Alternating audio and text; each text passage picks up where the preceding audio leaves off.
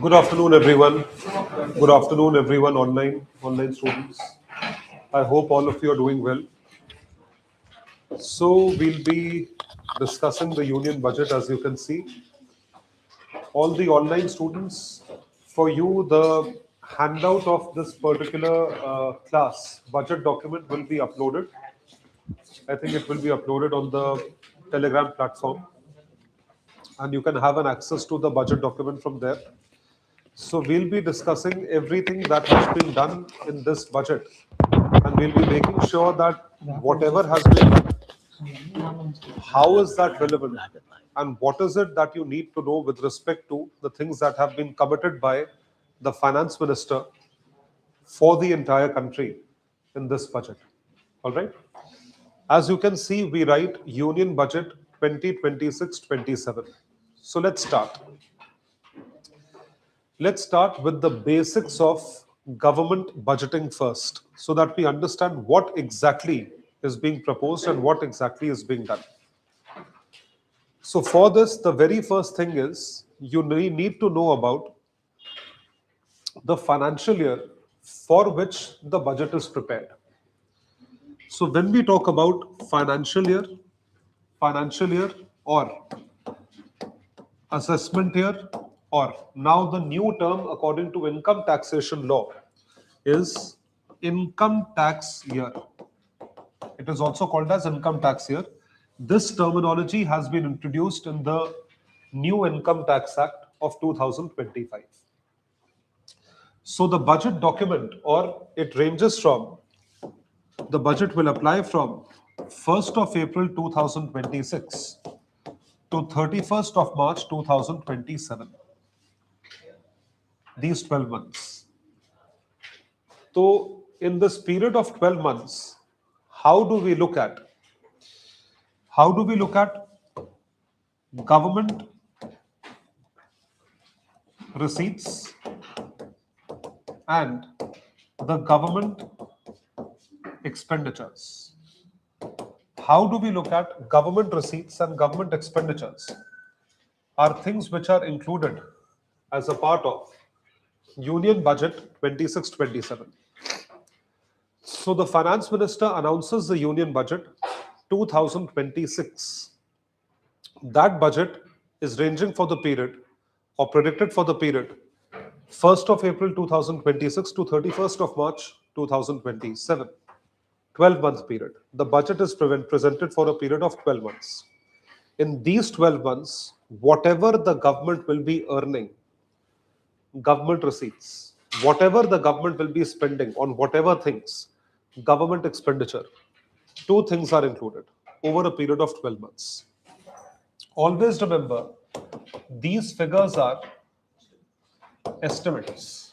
They are estimated figures because actual things have not happened. So these are estimated figures, estimated government receipts and estimated government expenditures.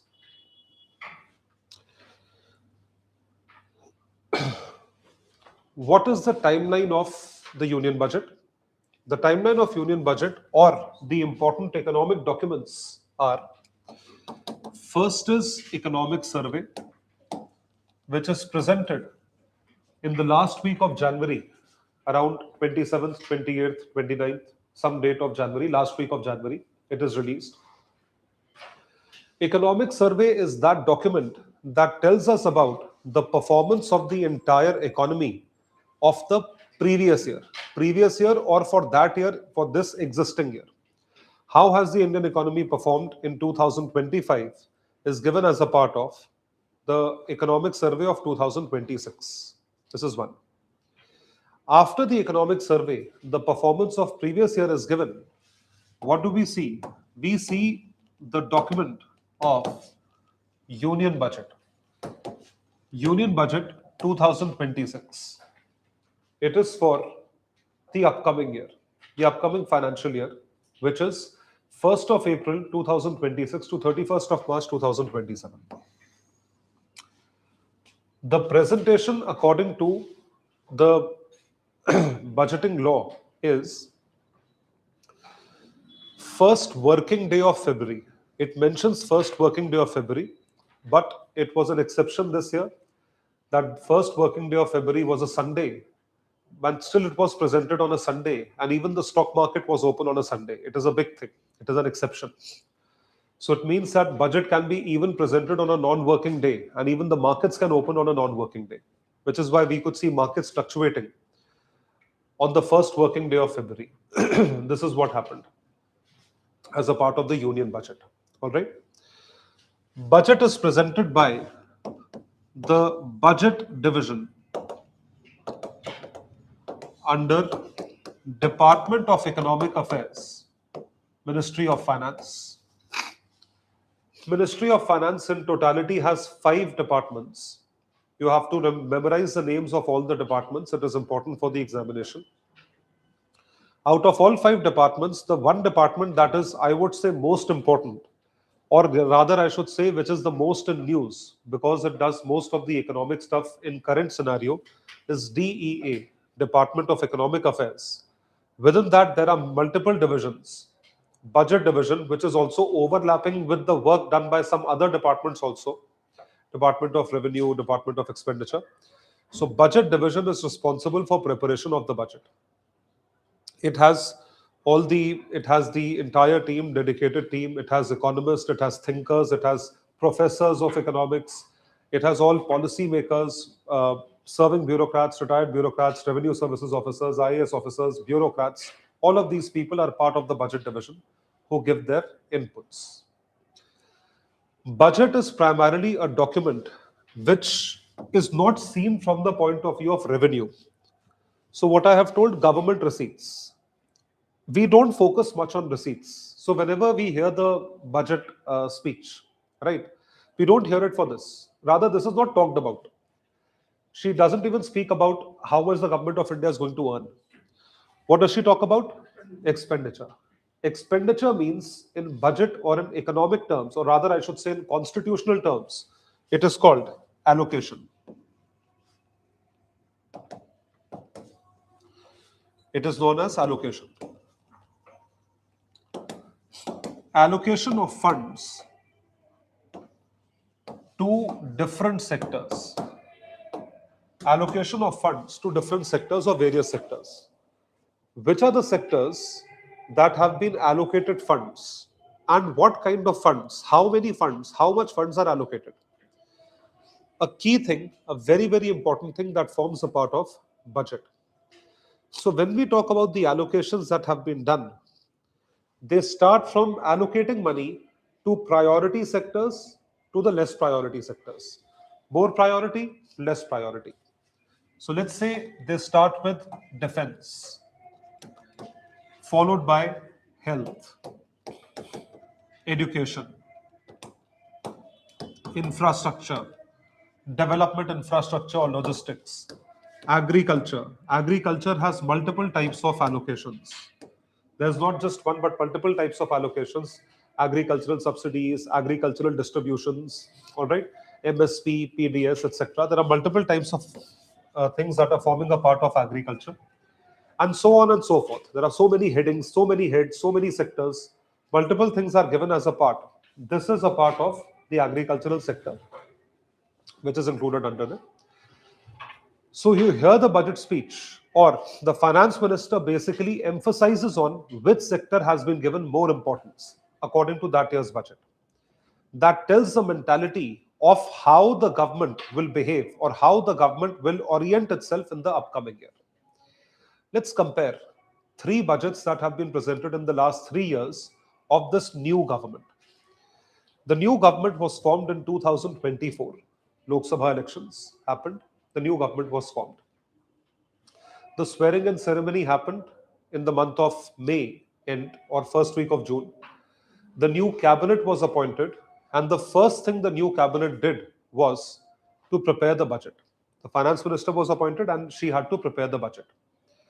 The budget for the budget year, for the election year, is presented for the remaining part of the year, the full-fledged budget remaining part of the year, because 1st of April has already started, but budget is presented in the month of July because so far elections were happening.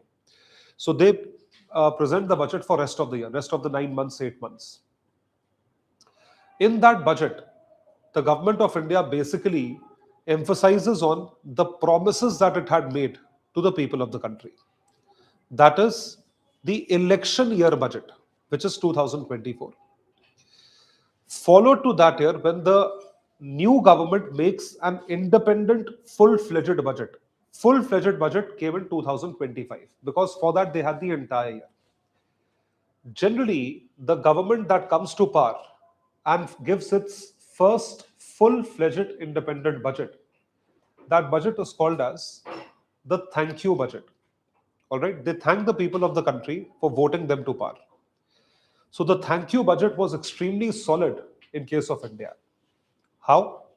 The government of India gave many tax exemptions, starting with income tax exemption in the slab, that no income tax up to 12 lakh rupees. So up to 12 lakh rupees, income tax is exempt.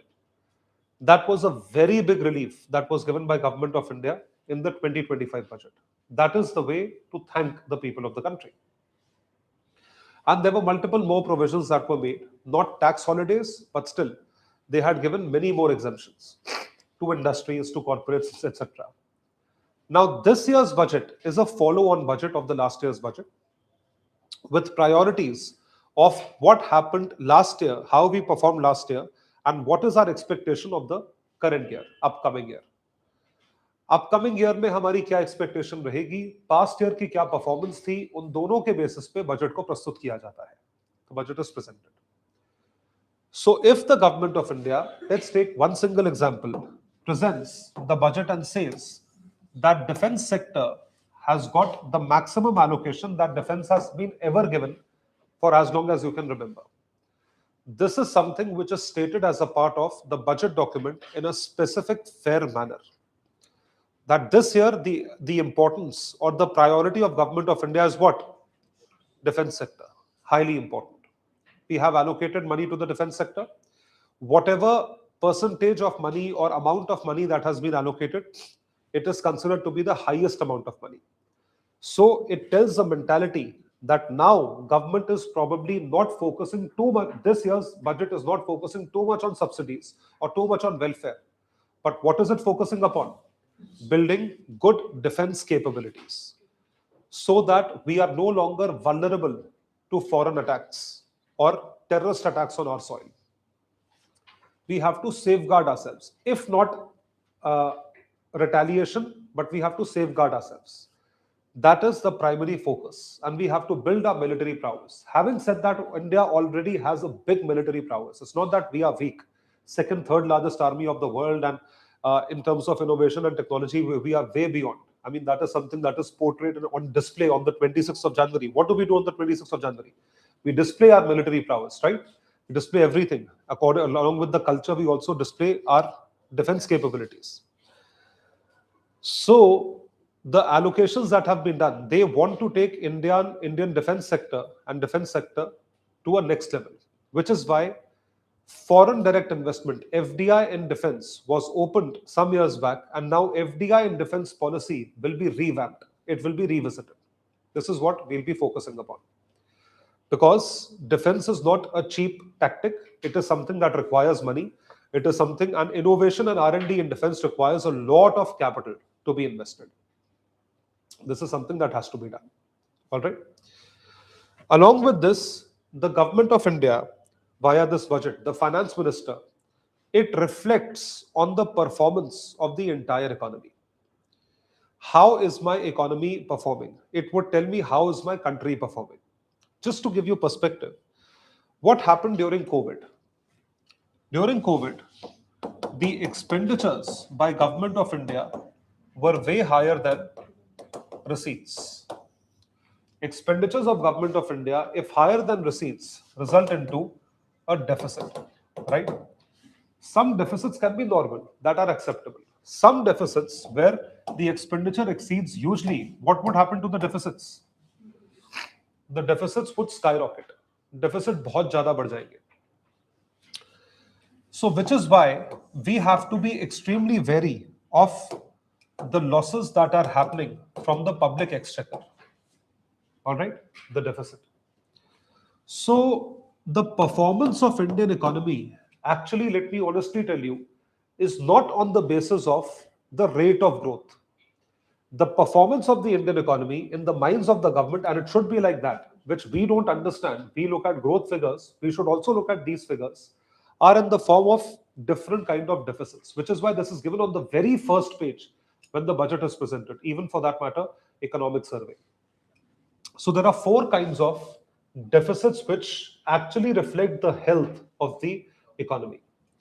Starting with revenue deficit. What is the figure of revenue deficit?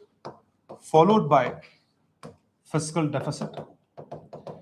Then comes effective revenue deficit, which is an extension of revenue deficit.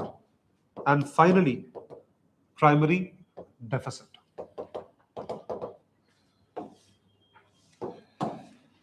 These four deficits, they would tell where do we stand in terms of our performance. अपने performance में हम कहाँ खड़े होते हैं? Where do we stand in terms of our performance? These four deficits reflect us. So when we talk about the performance of Indian economy, when we talk about where do we stand in terms of the economy, when we talk about the performance of the government, these deficits are helpful more as compared to the growth rate, because growth rate has multiple factors where government is not responsible. But deficits, if high or low, government is responsible, because deficit can only be done from the government level. It cannot be done from your or my level. We cannot increase or decrease country's deficit, but we both can increase or decrease the country's growth rate. All right, there's a difference. So when we talk about these deficits, where does India stand in terms of the deficits? One, if the deficits are high, which they were, the deficits were high because of the excessive expenditures that government of India did during exceptional circumstances or trying circumstances of COVID. These 2 years, which was acceptable. It was not something which was complained about. It was not something which was frowned upon, that why did we end up spending so much money, etc., etc. ऐसा नहीं होना चाहिए था, and this is not something that was done. So, which is why, if the deficits were high, it was supposed to be seen that these deficits have to be reduced over a period of time. Now, it's been 4 years to this, 2023, 24, 25, 26. We are in 26.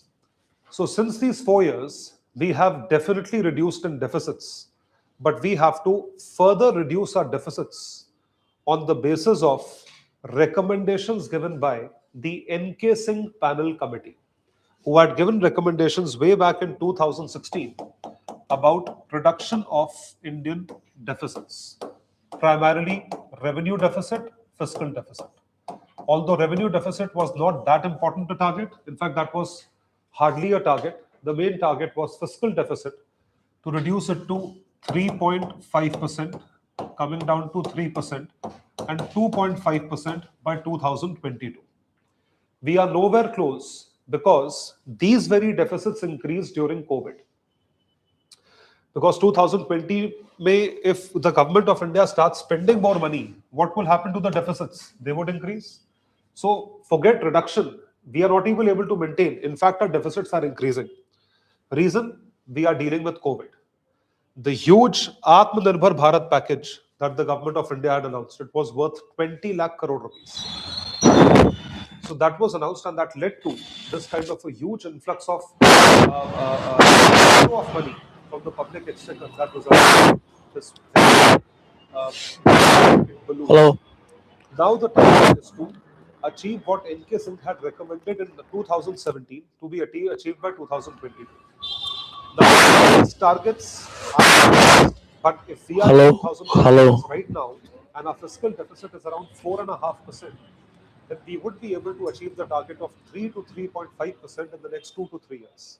So let's see if we are able to achieve the target by 2028-29, coming down the target of 3.5% or even less than that. Right? This is according to the Encasing Panel Committee that erstwhile had a law by the name of Fiscal Responsibility and Budget Management Act, FRBM.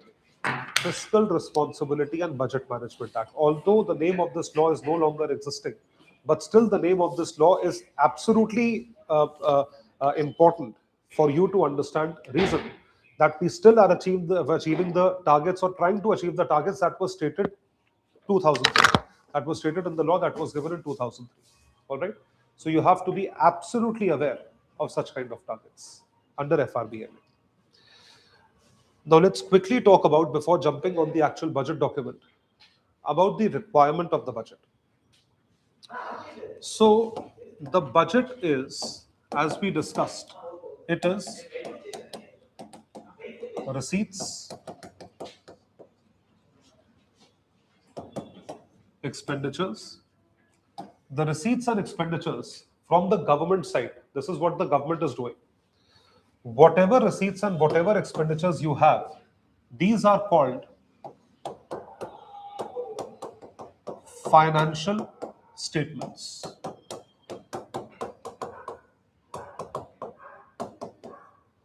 Financial statements. And the tenure which they are presented for is 1 year. So these very statements are called as annual financial statements. They range for 1 year. From 1st of April to 31st of March, 1st of April 26 to 31st of March 2027. These are termed as annual financial statements. So for the entire year, whatever the government is earning, receipts, wherever the government is spending expenditure, has to be stated according to the Constitution of India, Article 112. So it is a constitutional requirement for the President of India to lay in front of both houses of Parliament the document of annual financial statement, which is why the finance minister has to take the permission of the President for her to be able to read the budget in front of both houses of the Parliament. You have to take the approval from the President of India, and only then you can do that, because it's the responsibility of President of India to lay it in front of both the houses of Parliament, according to the constitutional requirement. All right. The constitutional term, the official legal term, is annual financial statement, and the term that we use, which is a local term or a casual term, it is called as budget. We call it the union budget. All right, the budget which is presented by the center. States also present their own budgets. They are also responsible for presentation of their own budgets. Generally, the state budgets would come after the union budgets, representing what the union government has stated. First, the states see how much money has been given by the center, and then they see how much money they have to spend. So they prepare the budget accordingly. And that is the difference that comes into existence with respect to the budgetary document. All right. So let's see what the government of India has done vis-a-vis budget 2026. What all has been done. Before we start, let me tell you what you have to be careful about, or what you need to emphasize on. You need to emphasize on how much money has been spent on welfare, how much money has been spent on subsidies, how much money has been spent on infrastructural development which is useful for economic growth or economic development, how much money has been spent on critical infrastructure, how much money has been spent on science and technology, innovation, research and development, and what kinds of research are we focusing upon. Has the government of India till date given a budget on artificial intelligence? Has the government of India reached to a certain extent with respect to space research? Where are we on space research? What are we doing in terms of deep technology? So all that is visible in the budget. The budget of a country represents how does a country think? What kind of respect do we have in our own eyes? If we are a pro-growth economy or a pro-development economy, we will think about science also, space research also, automation also, infrastructure also, all these things. All these things result into allocation of money, and that allocation is considered to be capital expenditure. I repeat, that allocation is considered to be capital expenditure. High capital expenditure in a budget is something which results into economic development. I repeat, high capital expenditure in a budget results into economic development. It does not result into just growth, it results into economic development. And that is something which is highly important with respect to any budget that is presented, any kind of budget. So you have to be clear as to what is it that has been presented and what is it that goes into it as a part of increasing the capital allocation of expenditure. Just to give you an example, the government of India has or had a very ambitious scheme by the name of PM Gati Shakti Yojana. So PM Gati Shakti Yojana, earlier it was by the name of National Infrastructure Pipeline. It is a 100 lakh crore scheme, 100 lakh crores. And obviously it cannot be spent in one single year. It is spread out across 10, 15 years, at least 10 years. So government of India keeps allocating money on Gati Shakti Yojana or infrastructure pipeline every year.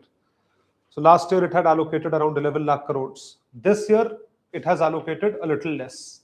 It means with respect to that infrastructure, what is the allocation of government of India or how much priority the government of India is giving towards what? Infrastructure development. Last year probably it was more. This year it is a little less, which means this year the allocation towards other things is more, defense is more. So that capital expenditure, how much money have you spent? It gives you the insight into the brain of the government or the functioning of the government. How is the government planning to function in future? Infrastructure pipeline or capital expenditure on infrastructure. All right. So this is just one single example. We'll take multiple examples within this. We'll take examples of agriculture also, welfare also, subsidies also, development also, infra also, supply chain also, different kinds of industries also, whether we are talking about food processing industry or textile industry, leather industry, we are talking about river cleaning, we'll be talking about solar energy, renewable energy, all of these things, whatever allocation have been done. So this is something that contributes towards a specific part of the budget. So I have both the documents of budget with me. You just need one document which have been made by us, our team, and that is something which is important as a part of the budget. So first, the aim of the budget is something that you should be absolutely clear about. The aim of the budget. The aim of the budget is Viksit Bharat, balancing ambition with inclusion. I repeat, Viksit Bharat, balancing ambition with inclusion. This is the slogan of this year's budget. So when we look at the budget, when we look at the slogan, it is highly important that we know what is it that we are focusing towards, what is it that we are going towards.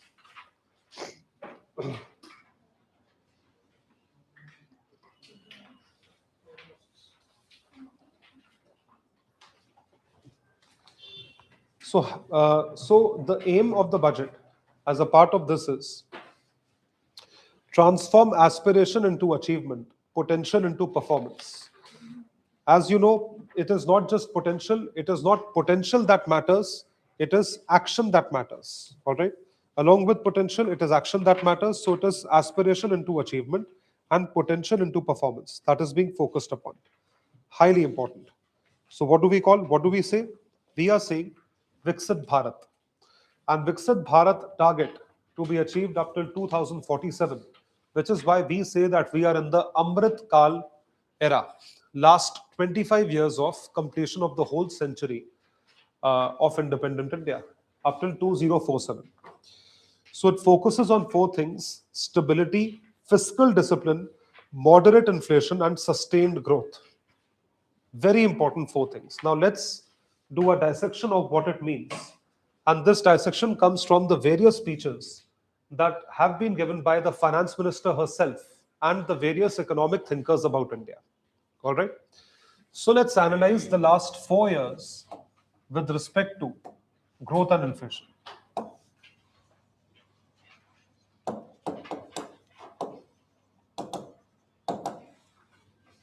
So when we are talking about growth and inflation, post-COVID, since 2023 till date, India across the world or in the global economy has been the fastest growing economy. I repeat, India has been the fastest growing economy across the world post-COVID. So if we take into consideration a span of 4 years, a rough consideration I'm taking right now, just to show you the extent. 2023, the growth rate more than 6%. 2024-25, more than 7%. Last year too, more than 7%. And this year, projection is again more than 7%. This is the kind of growth rate that we are seeing. Different rates, obviously, 7.5%, 7.2%. And this year, we are expecting to grow at least 7%, which might go up to 7.2 according to the IMF projection. We don't know what would be the exact rate of growth. Let's see, because we are in the last quarter of this financial year, January, we are still in February. By March end, we'll get to know a clearer picture. Where do we exactly stand in terms of growth? All right. Now, the beautiful thing about growth is that we see our GDP being increased. But the non-beautiful thing, or let's say the ugly thing about growth is that what attracts growth is inflation. Because growth is higher money supply. Growth का money supply ज़्यादा होता है.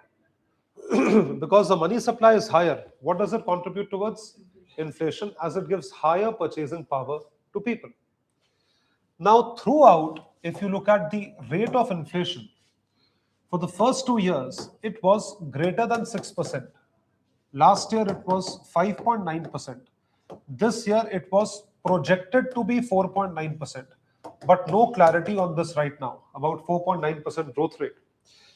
We won't be close to this because the growth rate is still high. Growth rate is still high. If the growth rate at 7% was contributing to 6% inflation, so the similar growth rate cannot contribute to lower inflation. It is very difficult. It is practically impossible. So when we have to check this kind of growth rate or this kind of an understanding or this kind of logic with respect to inflation, the ugly part is we have to deal with high inflationary tendency, which is actually very troublesome. कि inflation बहुत ज़्यादा है. Which is why the target for growth is not high. But the target for growth, what does the document state? Is sustained growth. Even if we are growing at a little lower rate, let's say the target for growth rate is 6%. We should grow at 6%, or we should grow anywhere between 5 to 6%. Sustained growth. If we are sustaining growth, an average level of growth, automatically, what will happen to inflation? It will be moderate inflation. Moderate means acceptable level of inflation. What is acceptable level of inflation according to India? It is according to the recommendations given by Urjit Patel Committee. The ideal rate for inflation in India is 4%, with a band of plus 2%, minus 2%, can go up to 6%, come down to 2%. It will range between 2 and 6%, with ideal rate being 4%. So moderate inflation plus sustained growth, both the things, highly important. Which is why the graphic, what does it state? Stability. Stability means stability in everything. Stability across the country, stability in terms of national security, very, very important, because last year we saw Sindoor. So if you are not stable in terms of national security, your economy will not be stable. So stability in terms of national security, stability in terms of pricing, price stability, inflation stability, everything stable, which will result into fiscal discipline. Fiscal discipline means reduction in deficits. I repeat, it means reduction in deficits. So there is a term by the name of fiscal consolidation. Fiscal consolidation means reduction in deficits. So if you are fiscally or financially consolidating yourself, what does it mean? That you are focusing towards what? You are focusing towards fiscal discipline. If you are financially disciplined, automatically what will happen? Growth will be sustained and inflation will be moderate. These are consequences. This is a result. I don't have to focus on these two things. My target is not this. My target is what? My target is to achieve stability and my target is to achieve financial discipline. If I achieve that, if my deficits are low, how will deficits be low? Deficits will be low if my expenditure is what? Less. If my expenditure is less, it means I'm disciplined. If I'm disciplined, automatically it will not contribute to huge growth. What will it contribute towards? Sustained growth, and automatically that will contribute towards inflation, which is acceptable. Moderate means acceptable level of inflation. And this is something which is important as a part of this year's budget. So these are the four targets. We don't want to become a high growth economy anymore. So high growth rate of around 7%, which is for this year, ये अभी के लिए है. तो उसमें according to the budget division, what does it state? क्या चीज state करी जाती है? देखिए, look at it graphically, clockwise. We talk about energy security.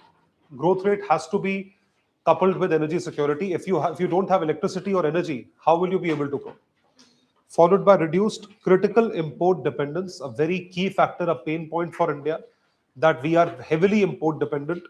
Far-reaching structural reforms. Structural reforms means reforms with respect to laws, reforms with respect to structures. To give an example, one nation, one tax, GST. It's a structural reform. Production-linked incentive scheme is a structural reform. Having a proper campaign to consolidate the manufacturing industries and to push it is a kind of a structural reform. Fiscal prudence, matlab financial consolidation against. Prudence means sensibility. You are financially prudent. It means you are reducing your deficits. It means you are doing fiscal consolidation. Monetary stability, again, all these things are linked. Fiscal prudence will happen with respect to monetary stability. Strong thrust on public investment. Citizens' benefits from government actions. Domestic manufacturing capacity. So this is linked. Like domestic manufacturing capacity is linked with reduced import dependence. If I manufacture domestically, automatically what will happen? I don't have to depend on imports. मुझे import करने की जरूरत ही नहीं है. I don't need to import.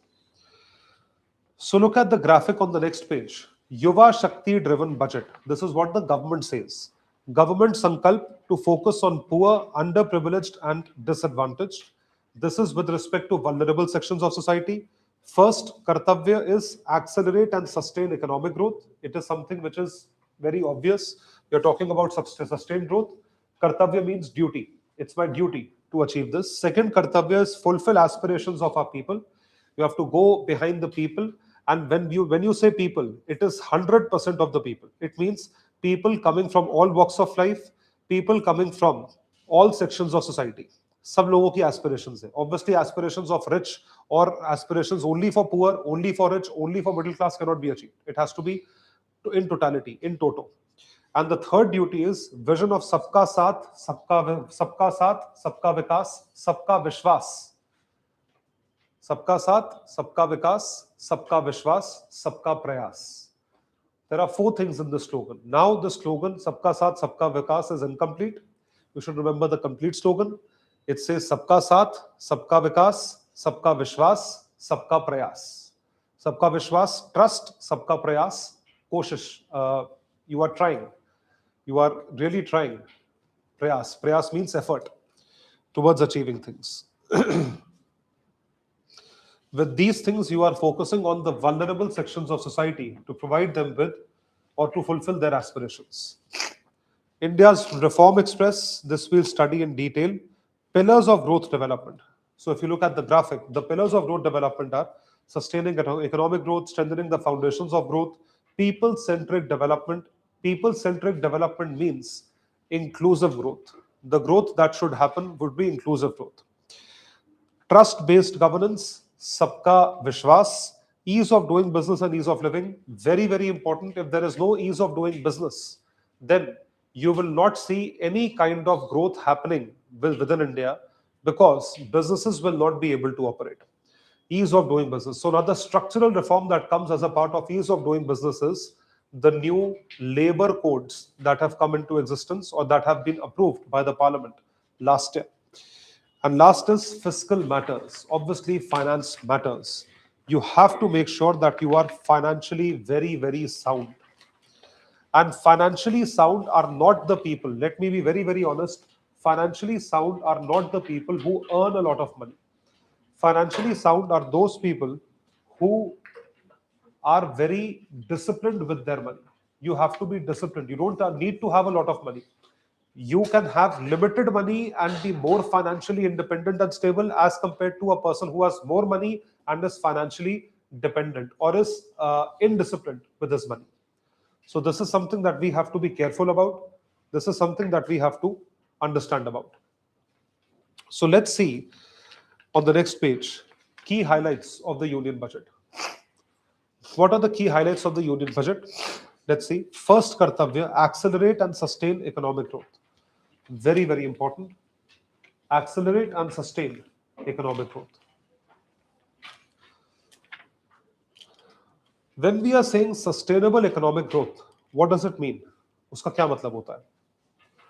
When we sustain economic growth or we are sustaining economic growth, we need to make sure that we are manufacturing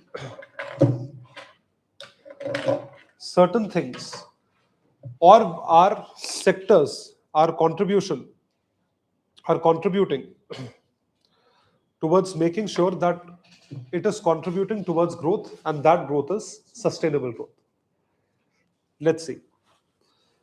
Sustainable growth means split into three sectors. Let's dissect it. Primary, secondary, and tertiary sector. If I have, or if there is a primary sector which is actually working towards it, primary sector is working towards it. So when we talk about the primary sector is contributing roughly around 18% to Indian GDP. And primary sector is growing very well in terms of what? In terms of contributing to GDP as well as contributing to the agricultural sector. So this is something that we are focusing upon from the primary sector. Now, our target should be that primary sector, let's say the agricultural sector's contribution is growing at the rate of only 5% per annum. It should keep on growing at 5% per annum. That is something which is highly important. If my agricultural contribution to GDP or agricultural income, let's say, was 5 lakh crores, next year it should become 5 lakh 25,000 crores. The year after that, it should become 5 lakh 52,000 crores, and so on and so forth. That is called as sustainable growth. That sustainable growth, primarily with respect to the primary sector or agricultural sector, is very important to sustain the sector. One, two, to provide more independence and more financial freedom to the farmers, especially the majority farmers who are small and marginal farmers, SMF. So we need this primary sector. Followed by that, the second sector is called manufacturing sector or the secondary sector, industrial security. The manufacturing sector or the industrial sector, what does it contribute towards? Manufacturing, converting raw material into finished good. So if I have to convert raw material into finished good, what do I need to target? I need to target the manufacturing prowess capacity. At what rate are my industries growing? Number of industries. At what rate is my finished goods inventory growing? Matlab, how much more can I manufacture? At what rate is my import dependence reducing? If I'm import dependent, if I start manufacturing in India, I should not be importing that much. And at what rate is my export increasing? Four things. At what rate is my import dependence reducing? At what rate export is increasing? All these four things, they come as a part of what? They come as a part of the secondary sector. That will be considered to be sustainable growth. In fact, manufacturing, we should not be focusing on sustenance. We should be focusing on ambition. It should be more than sustenance. This is something that we should be focusing upon the manufacturing sector. True. That is something that we should be acting upon. So let's see what the government thinks about the manufacturing sector. This is what our reading is. Now, what is the government reading? If manufacturing is so important, secondary sector is so important, then has the government done something for it? Let's see. Accelerate and sustain economic growth, manufacturing and industry, strategic and frontier sectors. To position India as a global manufacturing hub, focus on 7 strategic and frontier sectors. So this is given in the graph, but let's see which all sectors are we focusing upon. The first sector is biopharma Shakti sector. Biopharma Shakti, strategy for healthcare advancement through knowledge, technology, and innovation. Highly important. Since COVID till now, Indian government has tried to constantly push its game for the healthcare sector. It is always said that the amount of money that the government of India is allocating towards health, we need to allocate double the amount of money. In fact, to both the sectors, health and education. दोनों sectors को पैसा double होना चाहिए. So, example, if we are spending 1.5% of our GDP on health, it should be double to 3%. Similarly, if we are spending 3% of our budget on education, it should be double to 6%, according to the new education policy. The new education policy that has come into existence. So it says, outlays 10,000 crores for 5 years, develop India as a global biopharma manufacturing sector. So the focus is biologics, biosimilars, and these are the institutions which are supporting it. National Institutes of Pharma Education and Research, upgrading 7 existing institutes and strengthening of CDSCO and global standards. The first thing that we are focusing upon is healthcare advancement through knowledge, technology, and innovation. You need to remember the name of the scheme. This is important. The name of the scheme is important. Second, India's semiconductor mission. By now, you would have understood how important are semiconductor sectors. India always wanted to expand on the manufacturing of semiconductors, for which we are dependent on other countries, especially Taiwan. In fact, most of the countries are dependent on Taiwan. It sort of enjoys a monopoly on manufacturing of semiconductor chips. And in America, it is NVIDIA, which actually controls the monopoly. And now the valuation has increased because of its exclusive partnership with Tesla and SpaceX, for manufacturing their semiconductor chips. When we talk about semiconductor chips manufacturing, we need to be absolutely sure about its production, its technology, and who will be responsible to do this huge task, because it is a task of responsibility. It is not something which is random, which can happen. It is a task of responsibility. The semiconductor mission was started in India some years back, but now we have come in full-fledgedly with establishing units to manufacture semiconductor chips. We need the entire raw material, we need entire understanding. So Indian semiconductor chips or semiconductor mission, ISM 2.0, it builds on ISM 1.0. Objective is advanced technological sovereignty. The focus is on semiconductor equipment manufacturing. We need the equipment, materials, strengthening resilient supply chains. Please remember one thing, the success of any business that you do, it does not depend on the quality of the product, it does not depend on the manufacturing of the product, it depends on supply chain. Supply chain in today's day and age is called distribution. Supply chain का नाम change हो गया है, उसको distribution कहते हैं, उसको अब सप्लाई चेन नहीं बोलते. मतलब supply chain in the sense going from farm to factory, factory to market. It is not that. It is called distribution. How effectively are you distributing? Forward distribution, backward distribution, front distribution, back distribution. It is called distribution. If you have a solid distribution network, that will lead to the success of your product no matter what. China has not just cracked manufacturing, it has cracked distribution. So distribution requires you to have a lot of things. Distribution is not just, distribution needs you to have proper that capacity roads to transport your high manufactured items. Distribution needs you to have huge warehouses. Distribution needs you to have big ports to be able to handle that capacity to export. And distribution needs you to have those big ships. And distribution also needs you to have orders. If someone says, I in India, or let's say I am sitting in Hyderabad, I say I need raw material to manufacture 50,000 pair of shoes. China will deliver that raw material of 50,000 pair of shoes to my house in Hyderabad. That effective is their distribution. So China's success is not a one-night wonder. They have actually cracked distribution on the basis of a lot of hard work and a lot of failures. So any kind of manufacturing will not be successful if you only manufacture the product. You have to distribute it also. You have to crack the supply chain. This is done. It includes industry-led R&D, training centers, skilled workforce creation, which is critical for economic security and national security. It is critical for all these things. We are talking about semiconductor chips. The third on the next page is electronics component manufacturing. Now, why is this important for this year, and why has the budget doubled? There is a reason behind it. For far, India was not a case of make in India. India was a case of assemble in India. All right. It was more or less assembly. It was not manufacturing. So when we talk about make in India, make in India is lacking. Assembly in India is something that is happening more. Why is assembly in India happening more? And assembly of majorly electronic items. Because assembly lines of electronic items have come into play. Why is it happening more? Because of lack of manufacturing capacity. So this year, the government of India has started with one sector, and that is components of electronic items and their manufacturing. Only the components. You're not manufacturing everything. What are you manufacturing? Some components, whatever those components are. Electronic components manufacturing. So outlay increased to 40,000 crores to deepen domestic value chains and to boost electronics manufacturing. This has been done.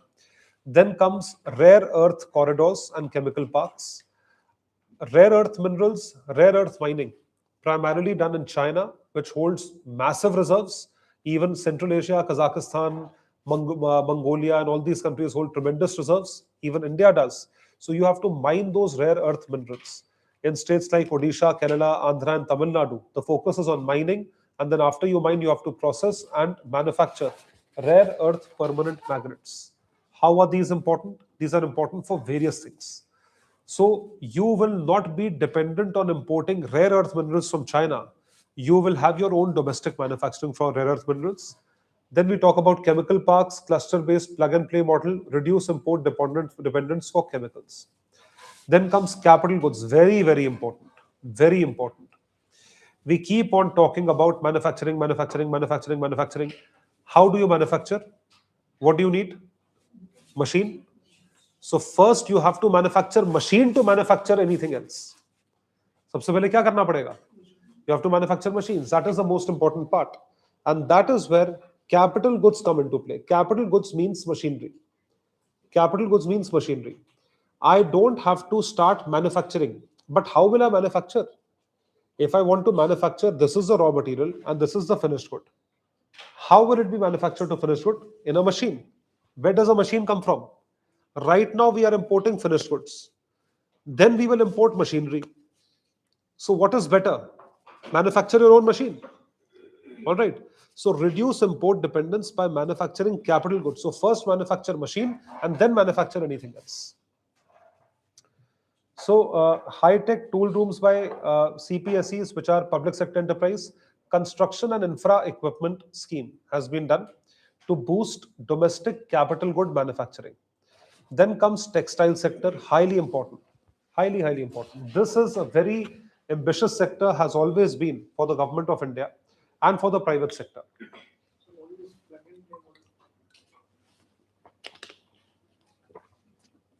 You don't have to do anything. You simply go, plug and start manufacturing. All the facilities are provided by the government. Land, permissions, NOCs, no roadblocks. That is considered to be plug and play. You plug your charger and you start charging. You plug your machine, you start manufacturing. Plug and play facilities. Everything which is given is plug and play. Like for example, you make a for example, McDonald's franchise is plug and play. You take the place, you know what has to be done. Simply go, install seats, install tables, install the counter and start playing. Plug and play. So plug and play means you don't have to go through doing everything on your own. Most of the things are already done. You simply go and start living, go and start manufacturing, go and start doing the stuff. That is called as plug and play. So we are talking about textile sector. Textile sector has been the most ambitious sector for the government of India and has always been. Why? Because of the demand. We are such a big country. What do we need? Clothes. Every single person needs clothes. Clothes of for every caliber, for every class of society. Cheap clothes, expensive clothes, luxury clothes, traditional clothes, modern clothes, Western clothes, all types of clothes. which is why the textile sector has always been pushed. In fact, this was one of the first sectors to have liberalized even before LPG reforms in 91. And which is why you see all these big businesses. First, they entered textile, Vimal suitings and Birla suitings and Raymond. All these were into textile because of two reasons. First, textile will always have demand. And second, India has very good quality raw material for textile, good quality cotton, good quality wool, good quality everything for manufacturing of textile sector. It was one of the first sectors to have liberalized. So today you see all the big businesses, most of the big businesses, they started with textiles. And the new age businesses, like what we call as startups, so many startups are entering into the textile business. You can take examples of the Snitch. Yes, Snitch is a very big example of the textile business. It's a new startup, hardly 5 years old, and it is selling. It is selling like hotcakes. So Hyderabad over here, there is a big Snitch outlet. Zudio is expanding massively. जितने जितने McDonald's नहीं है उससे ज्यादा जूडियो हो गए. Pantaloons used to be a very, very big chain, still is. Whether you talk about Pantaloons, whether you talk about Alan Solly, Peter England, Van Heusen, all these are Indian brands. And these are providing things big time. They are opened in line, one after the other, to provide textiles to the people, because people need clothes at the end of the day. All category of people need all kinds of clothes. That is why textile sector will always be an evergreen sunrise sector. Textile sector, leather sector भी हमेशा क्या रहेगा, एक evergreen sector रहेगा. Reason that you will always require leather shoes, leather belt, things made of leather bags, laptop bags are made of leather, most of these things are made of leather, and they will always be in demand. So which is why textile sector, leather sector, these industries are sunrise industries and they need to be provided well. So textile sector push, integrated textile program includes National Fiber Scheme, Samarth, Tex Eco Initiative, Cluster Modernization, Mega Textile Parks. The focus is on technical textiles, not very important. Value addition, yes. So you have to make sure that you are manufacturing the finished good and the best quality good that can go to the people, where people find value. Where people find value. Then we talk about Gram Swaraj and sports goods, highly important, very, very important. This is again, with one shot, with one dart or one arrow, you are shooting multiple targets. Gram Swaraj is Article 40, Gandhian principle, Gram Swaraj. And sport, via sport, you are trying to promote sport infrastructure, sport ecosystem, and also youth empowerment. How many things are you doing with respect to only the sports goods? Massive things. Sports Authority of India is expanding big time and sponsoring more and more students to enter into this category. And that is something which is highly important. So when we talk about the sports goods, it's highly important to make sure that we have ample amount of goods which are manufactured and at an affordable cost for maximum numbers of people to afford. And this has to be done at every level, including the gram level, which means village level, which will lead to village independence or village self-dependence, Gram Swaraj. So Mahatma Gandhi Gram Swaraj initiative strengthen khadi, handloom, handicraft. These have been the things always. And sports goods manufacturing initiative position India as global hub, affordable, high quality sports equipment. So the sport market in the entire world is growing at a very high rate. It is growing at an incessant rate. Sporting infrastructure, sporting ecosystem, and people idolize their icons. Whether they, and plus the reach has become very good. Awareness has become very good. So you want to play, you want to go, you want to recreate. So what happens? That you idolize your icons, whether it is cricket or hockey or badminton, your state, PV Sindhu and her coach, yes, Gopi Chand, who has his academy over here, so who trains like so many upcoming kids in the badminton field. And then you have rifle shooting and javelin throw, athletics. All of these things, they have to be promoted well, and that promotion will bring in the market, it will bring in the business also. So business is equally important, because if people want to play, they need gear, they need clothes, they need gear, they need equipment, they need everything. So all of these things are provided. All of these things. Nowadays in urban cities, a new trend has come up: pickleball, pickle and paddle. Now people are opening businesses with respect to pickleball. Pickleball rackets cost upwards of anywhere between 5,000 to 30,000 rupees. Like tennis rackets are expensive, pickleball is expensive. Pickleball is a fashion. जिसको कुछ खेलना नहीं आता वो pickle का racket पकड़ के घूम रहा है. देखो, I also hit, I can also hit. Pickle ball. Zero sport, zero movement. If you are 100 kgs and you are playing pickleball for last 1 year, you'll still be 100 kgs, because you don't move. You stand at one place and you start hitting. Yes. I mean, in order to play a sport, your mind, brain, body, everything should be active. No, pickleball is only self-satisfaction that I'm playing something, whether you are moving your body or not. If you play tennis, it's a swift movement. It's a effort-oriented game. So all these effort-oriented games have to be played. So which is why we have to position India as a global hub and affordable high-quality sports equipment. Rejuvenating legacy industrial sectors, this is what we have just discussed. Legacy industrial sectors are 200 legacy industrial clusters, infrastructure upgradation and technology upgradation. I've talked about legacy industrial clusters or legacy sectors like leather industry, like cotton industry, high staple cotton industry, polyester industry. All right, these are legacy industries that they have to be upped in their game. So if you have to match up to the capacity of the global understanding, you need to make sure that the quality is up and the industry's quality has to be up. So government is actually giving money for this, and champion MSME is highly important. Something that has always been ignored, and I repeat, it has always been ignored, is the micro, small and medium enterprise sector. We never focused on MSME sector for the longest period of time, and it was that hidden undercurrent that was silently contributing to the growth of the economy. And more important than growth, my issue is, even if it does not contribute towards growth, but it contributes to so many more things which we cannot even fathom unless and until we start triangulating data and calculating. What is it? MSME sector, let me just give you a number of the MSME sector. The number of MSMEs in India are over and above 60 million MSMEs, which means more than 6 crore registered MSMEs. And they have been provided a portal, Udyami portal, where you can register. All of these are not registered, but it is only data triangulation. Every MSME, on an average, if that MSME employs 2 people each, then imagine MSMEs have created an employment of 12 crore people. And this sector was entirely excluded by the government from every single help or scheme that they were doing, because they were focused on poverty alleviation. Instead of poverty alleviation, they should use their focus towards MSME empowerment. Reason? MSME empowerment creates jobs.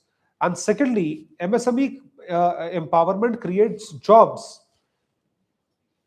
which you don't have to generate. Government doesn't have to generate. People create those jobs on their own. It's self-employment.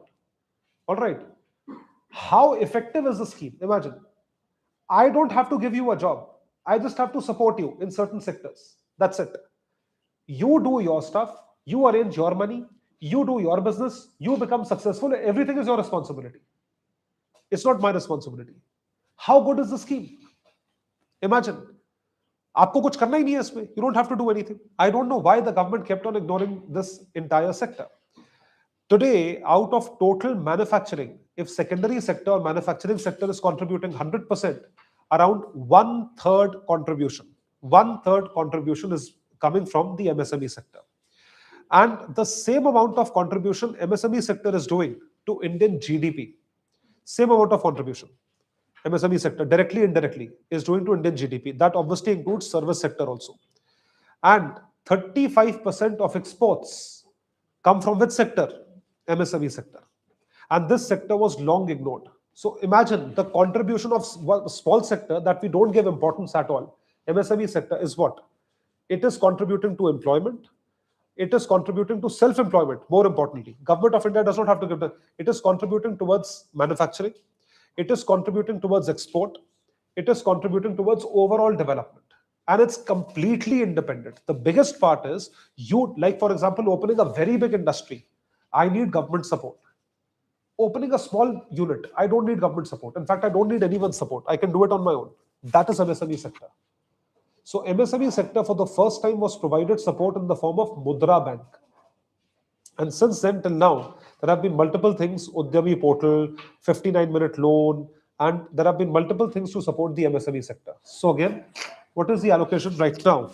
10,000 crore SME growth fund, incentivizing high potential firms, create champion MSMEs, additional 2,000 crores to self-reliant India fund, Atmanirbhar Bharat fund, support micro enterprise, ensure access to risk capital, and mentor, guide, integrate MSMEs all into larger value chains. In fact, let me also tell you over here one thing which is highly important, and that is in COVID, when Atmanirbhar Bharat package was announced, in case of Atmanirbhar Bharat package, the first sector that was given unprecedented support was the MSME sector. You know what kind of support was given during COVID in Atmanirbhar Bharat package? Government of India said that MSMEs have to be restarted because they are closed for the longest period of time. They had to be restarted. That restarting of MSMEs would please give them loans, guarantee-free loans. The guarantee of those loans, collateral-free loans, will be taken by the government of India.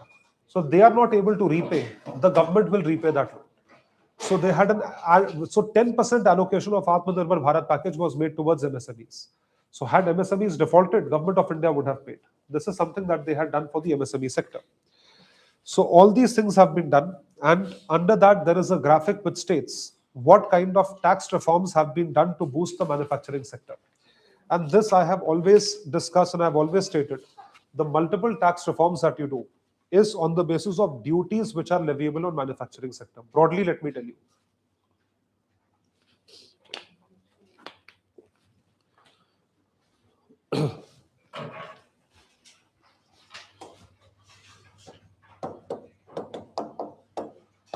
Tax reforms or tax rebates, anything. So manufacturing, if it has some sort of excise duty, basic excise duty, additional excise duty, special excise duty, then there are customs duty. Whatever you have manufactured, you have to export. Basic customs duty, special additional duty, additional customs duty.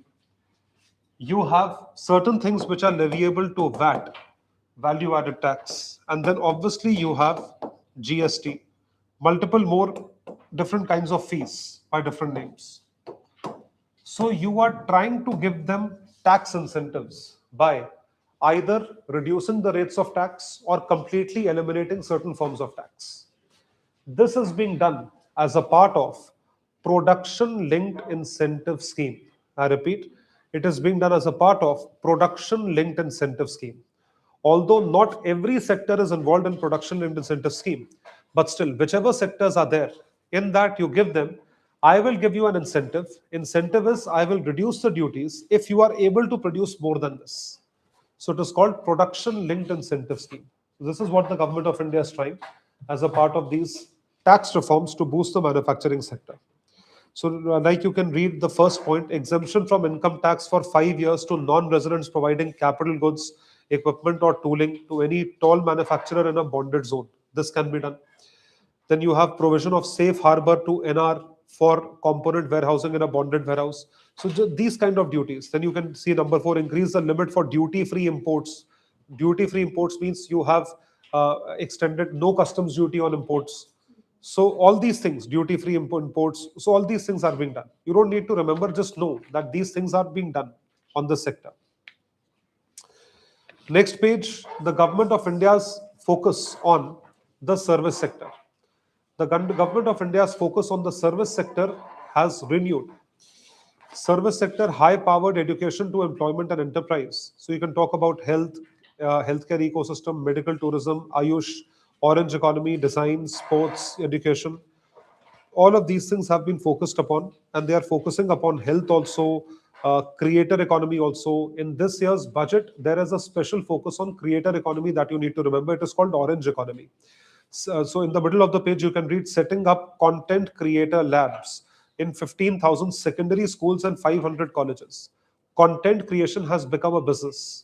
These people are content creators on social media, various social media apps, whether it's YouTube or Facebook or Instagram, and they generate money out of it. So these people are called content creators. Earlier they were called influencers. Now they are called content creators. Big content creators are called influencers.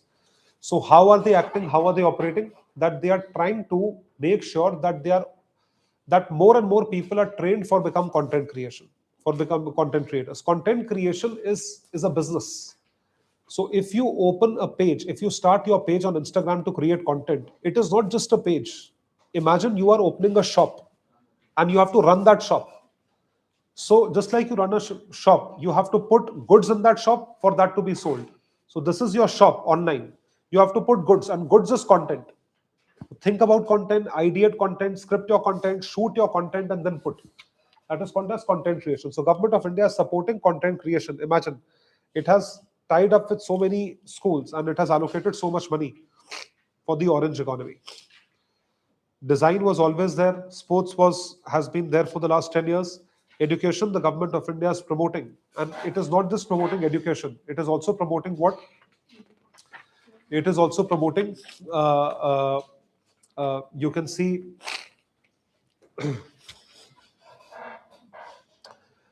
female education, female participation in education, and it is also promoting female hostel services, which is very, very important, right? For to provide them with higher education. So in tier 2, tier 3, rural areas, villages, girls can only study up to a particular standard. If they want to do higher education, then they need to be provided to move to other cities where there are big schools, secondary schools. For there, they need to basically stay at a place and do multiple things. That is important. Followed by that, next page is tourism, highly important. Highly important. This is one place or one thing where Government of India has tried a lot, but Government of India has failed at everything in terms of tourism. How much we have promoted the tourist sector in India?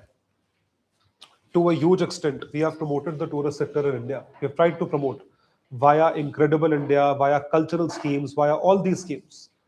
But still, Indian tourism sector is nowhere close to tourism that happens in one city of Paris, or one small country of Thailand, or one city of Dubai. Paris attracts more tourists than India, one city and whole country. India last year attracted 11 million tourists. And Paris, one city, attracted 25 million tourists. Can you imagine? 25 million tourists, one city. And what is there in that city? That Eiffel Tower. That's it. India has World Heritage Sites and national parks and this and that, hundreds of things. And we are attracting what? 11 million tourists. And that one city with one Eiffel Tower, and it's a very dirty city, has attracted 25 million tourists. Imagine. This is the level. The number of hotel rooms in Dubai are 4 times of that of India. In India, in totality, all the hotels combined, let's say, have 250,000 rooms. Dubai has 1 million rooms. Imagine. Dubai is one city, dot. It's a dot. It's like only Delhi. Delhi NCR is Dubai. That's it. I'm not even talking about the whole UAE. It has more hotel rooms. So if you want to have tourism, you need places to stay, right? And where are the places to stay? Hotels. For that you have to make hotels. Nobody is making hotels. How do you want to drive tourism? Indian tourism is actually dead tourism. Even after having so much marketing of India, imagine people don't want to travel to India. There is no kind of tourism happening in India. No religious tourism is happening. No cultural tourism is happening.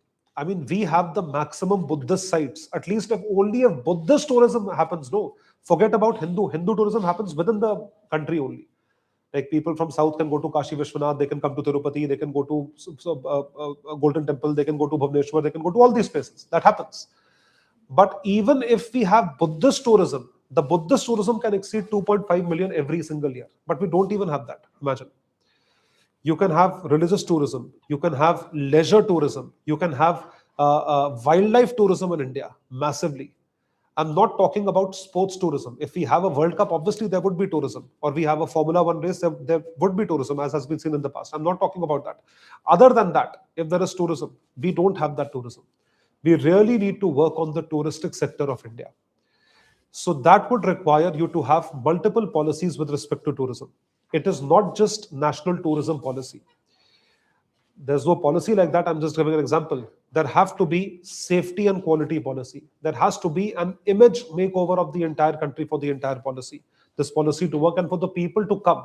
Like, for example, if today you are told that everything is very safe, go to Bangladesh. Will you ever go? No. Go to Pakistan. It's fine. Will you ever go? No. Go to northern part of Afghanistan. You will not go. You will not go to any part of Syria. You will not go to certain African countries. Anybody says, go to Singapore. You go like this. Singapore, Dubai, Maldives, Sri Lanka. All these countries see incessant tourism only because of the name. That's psyche. That's psyche. That's not that. It's only psyche. That psyche has to be there within the minds of people, which is not there. That is why India is not driving tourism. People spend so much money traveling all across the world, but they don't come to India.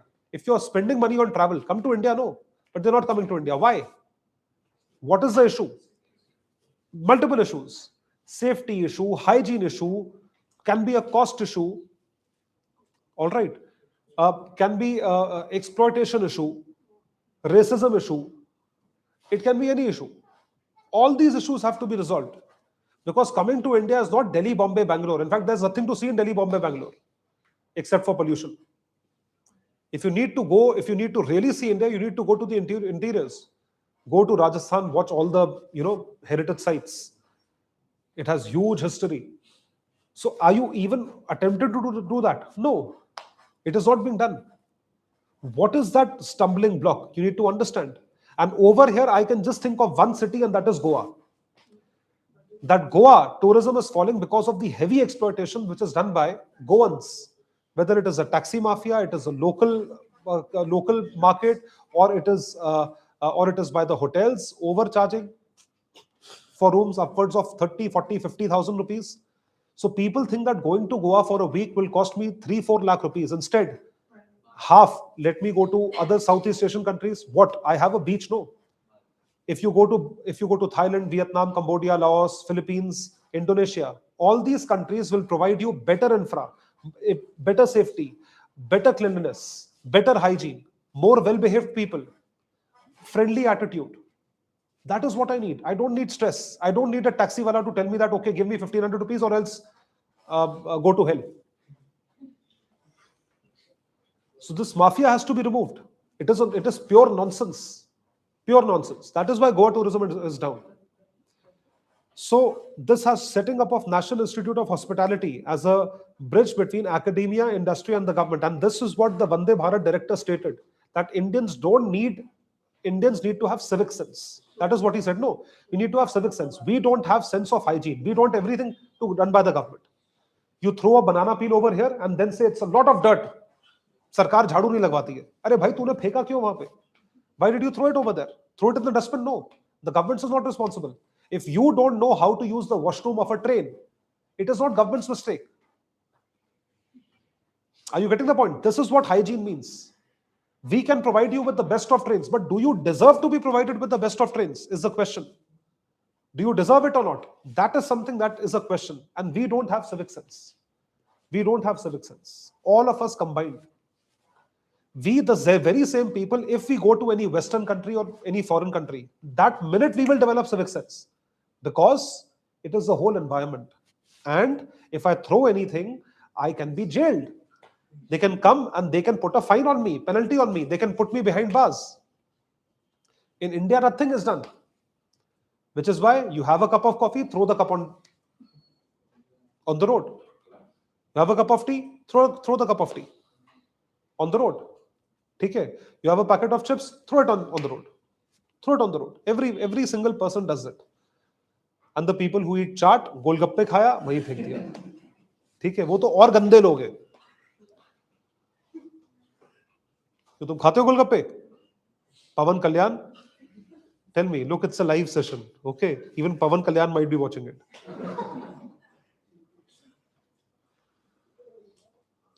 So yes, tourism. So see so many things of tourism. Pilot scheme for and secondly, never do any theme sport or any sport in India. You will fall. You will fall to death. Paragliding this that कभी मत करना. मैं सही बता रहा हूँ, कभी मत करना. आपने देखा है ना, ठीक है, कि वो क्या बोलते हैं उसे, जिपलाइन. जिपलाइन करते करते कोई बीच में गिर गया, पहाड़ से पैराग्लाइडिंग किया, वो खुला ही नहीं पैराशूट. Don't do this. खुला यू तो डेफिनेटली डोंट डू दिस. ठीक है. You eat chocolates, I like that. ठीक है, you keep it. Don't do all this. Please don't become adventurous with respect to these things. And if you want to do anything, do it on land. Don't do it in air.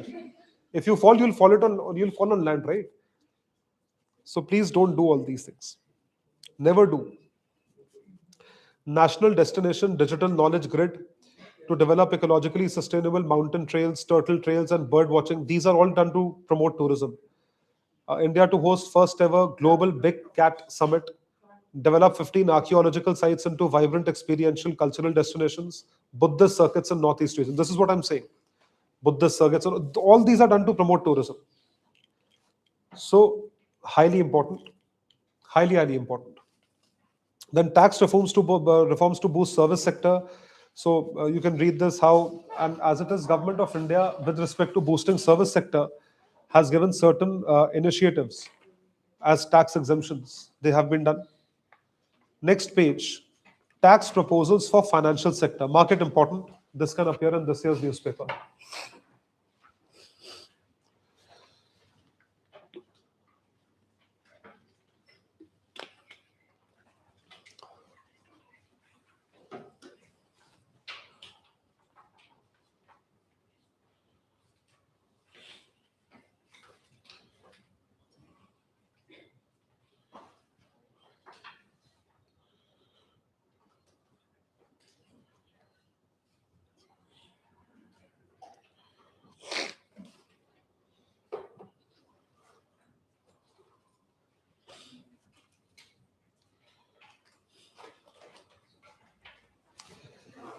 So when we talk about the securities transaction tax, does anyone know what securities transaction tax mean? STT.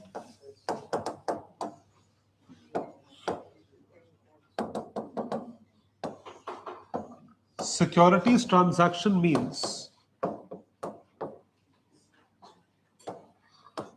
sale purchase of securities.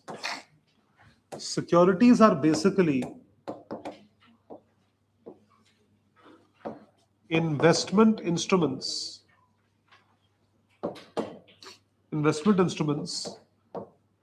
in stock market, primarily shares. They can also be bonds, mutual funds, etc.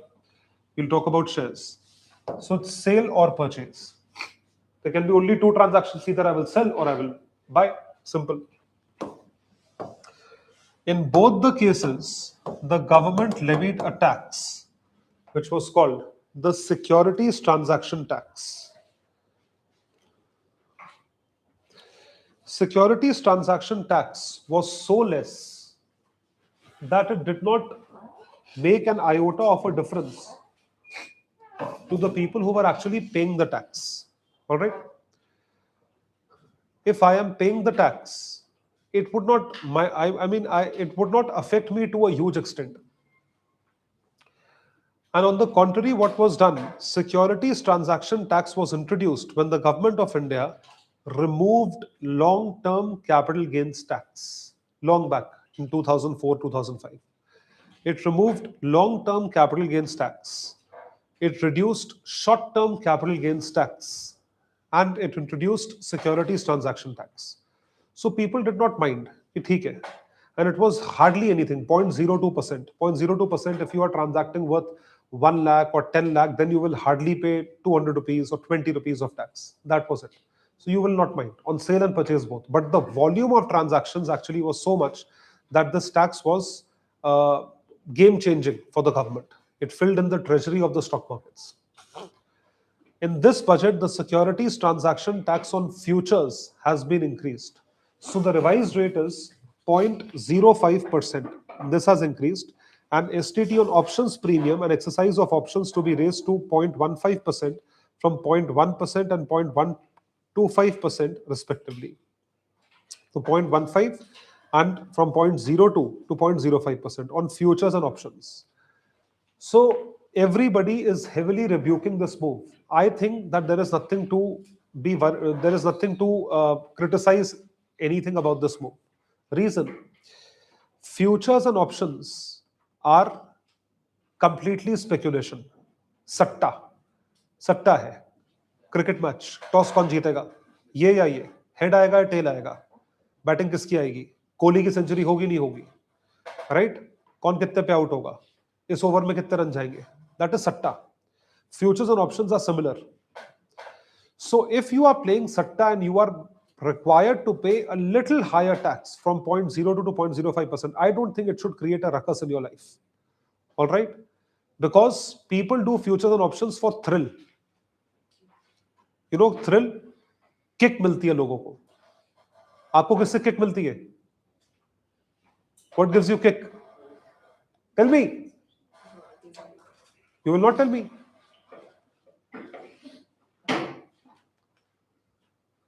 What do people do for kick? Cards. Cards give you kick. What do you play? Rummy? Yes, it gives you kick. You can start over here only. No? Pavan Kalyan, what gives you kick? Eating biryani. Everywhere you are emotional, you eat biryani. You are happy, you eat biryani. Biryani gives you kick. What is this with biryani?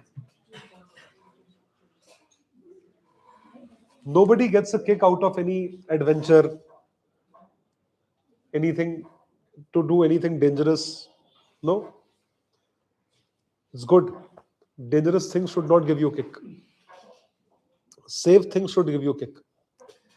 So these are the tax proposals, STT on futures and options, which has increased. I don't think this is a problem, but you have to remember the change in rates. So if you are given securities transaction tax on shares has increased, the statement is false. Securities transaction tax only and only on futures and options, F and O, have increased. F and O. It is not on regular trading. If regular I purchase, sell, STT is the same. On what has it increased? Only futures and options. This is where presence of mind. STT is leviable on everything. You go and purchase share of Tata Motors, you will be levied STT same rate. If you purchase it on futures, I will purchase it later. Call option, put option, futures, options. ये सब जो है, STT will be higher. Then we come to increasing farmers' income. The government of India has been trying to increase farmers' income since 2016. I don't know how successful it has been to increase farmers' income since 2016. But what all has been done since 2016? Because the target to double farmers' income was till 2022. And this was done in 2016. The very first step and the most obvious step that the government of India took was to increase MSP by 50%. MSP, let's say MSP was 1, it was increased to 1.5x. All right. So if I was getting an MSP of 10 rupees per kg, it was increased to 15 rupees per kg.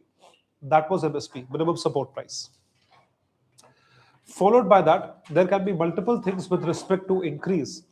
And that was done in order to increase farmers' income. And obviously, I mean, reduction of farmers' input cost by providing them things for free, by providing them things at subsidized cost. All of these things were done in order to make sure that their incomes can increase. So there have been multiple schemes and multiple technology revolutions via which the farmers' incomes are increasing. So just have a look at the various sectors. Dedicated program for horticulture. Horticultural farmers are the most well-off farmers because horticulture attracts a lot of money. But horticulture, on the other hand, also you have to invest a lot of money. Animal husbandry. Again, animal husbandry means all the animal livestock products, whether it is milk or it is poultry or it is milk-related products. Again, you have to maintain the entire animal. Animal maintenance is costly. Supporting high-value agriculture, HVAC. High value agriculture is coconut या cashew, cocoa, ये सब महंगी बिकती है चीजें, plantation crops and all these crops. Dedicated program for Indian cashew and cocoa. Fishery sector, again, a very, very important sector. In fact, I was discussing this in the morning only. Indian fisheries sector. Sampada Yojana, Sampada Marine Yojana. Fisheries sector is when we talk about improving the production of fish, inland fishery. India has 1.5 crore fishermen. Sampada Yojana was launched to basically provide fishermen with good amount of support. All right. So the amount of production that happens of fish, the consumption of fish in coastal states and across the country, and the export of fish makes the fishermen extremely well off. And fishery sector is not just about fish; it's all seafood. It's prawns, it's crabs, it's lobster, it's this, that, everything. So, if you are breeding all these marine life, blue economy, something that is called blue economy, blue revolution, that will result into making the fishermen extremely well off. But for that, support has to be provided. Proper trawlers have to be provided, fishing boats have to be provided, nets have to be provided, and GPS systems have to be provided for tracking boats. Along with that, Government of India needs to take special care of fishermen of Tamil Nadu and Kerala who get arrested by the Sri Lankan Navy. That's highly important. For that, a hotline was installed, but I don't know. I have not heard the case. It means probably there are no cases, or probably the resolution of cases is very quick.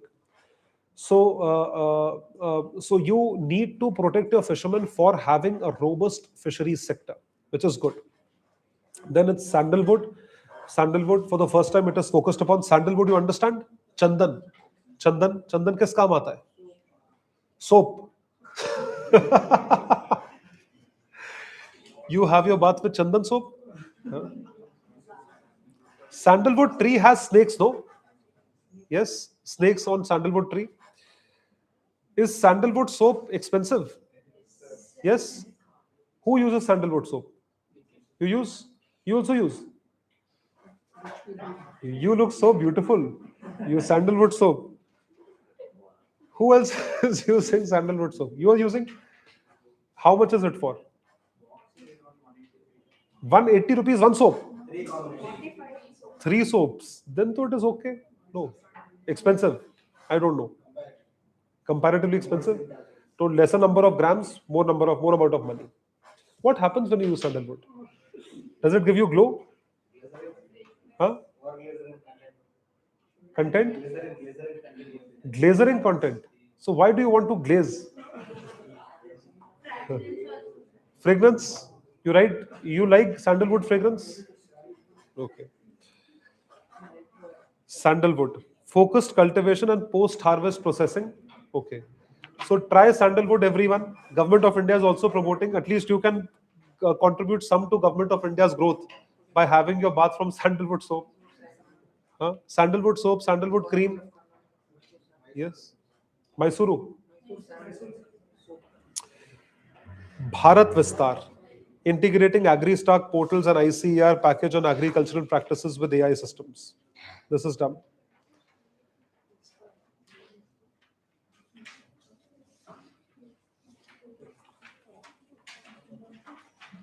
Come to the next page. Capital expenditures, infrastructure. Highly important.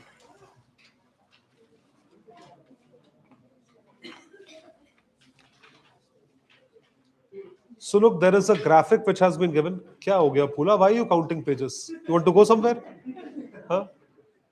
Pages कैसे? मैं इतने मन से पढ़ा रहा हूँ, तुम्हें पढ़ना नहीं है? बताओ. Is there anything lacking in my energy?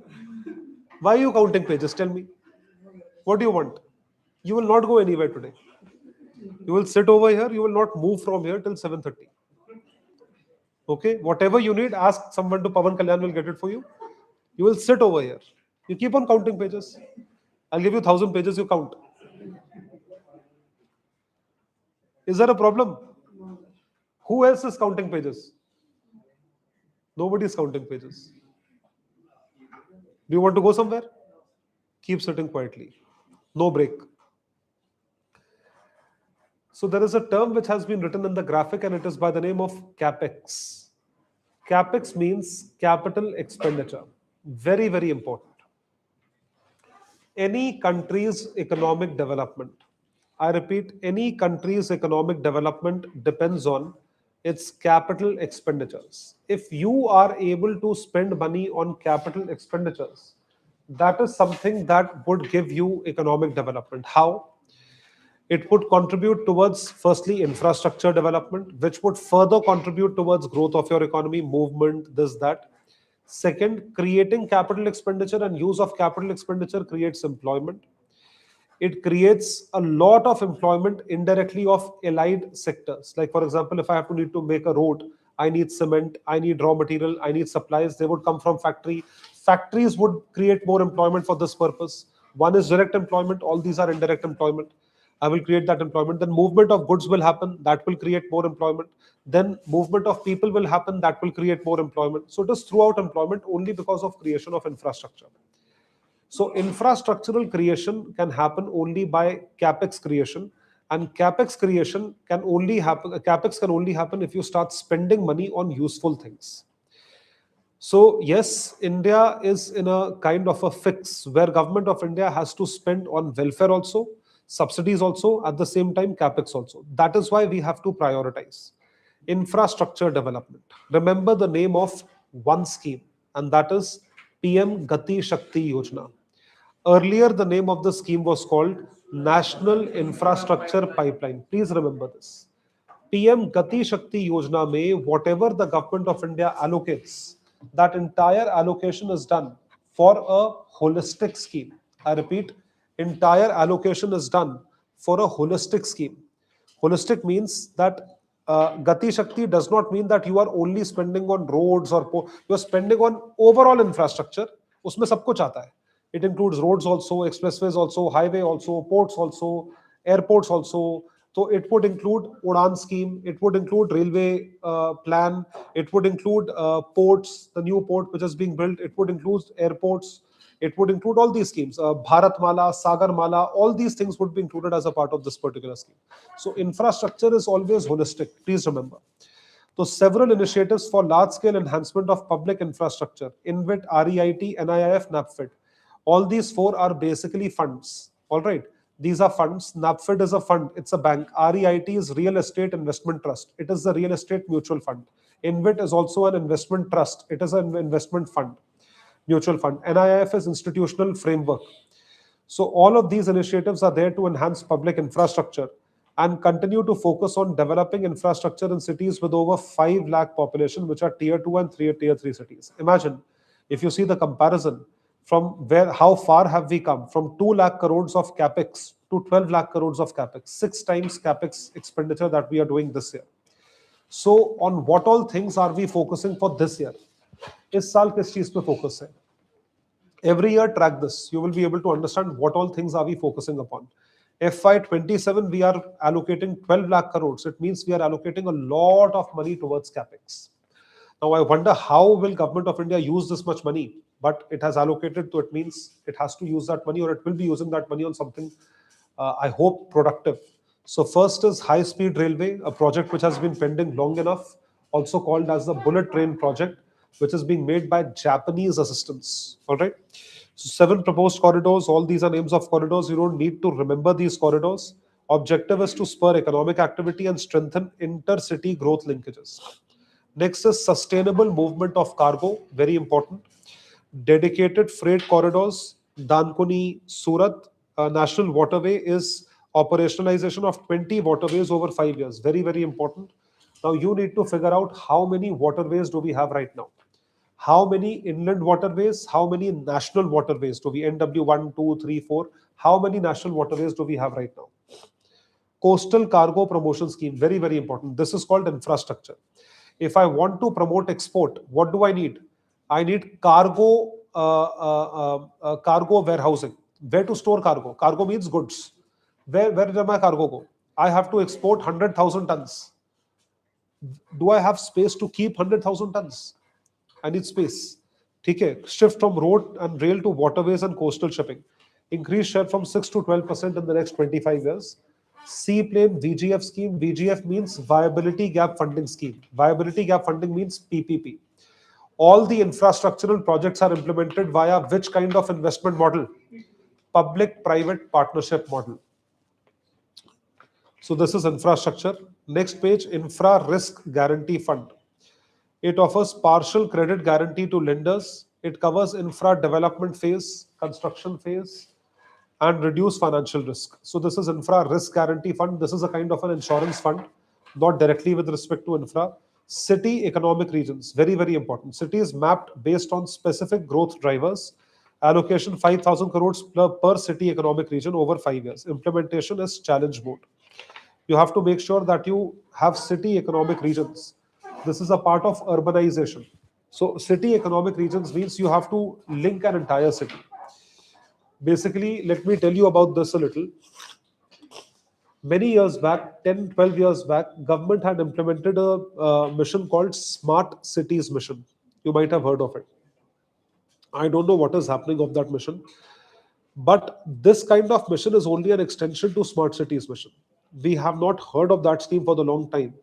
But when we talk about city economic regions or city economic things, it is nothing but making the city smart by better transportation facilities, by better things on the specific basis.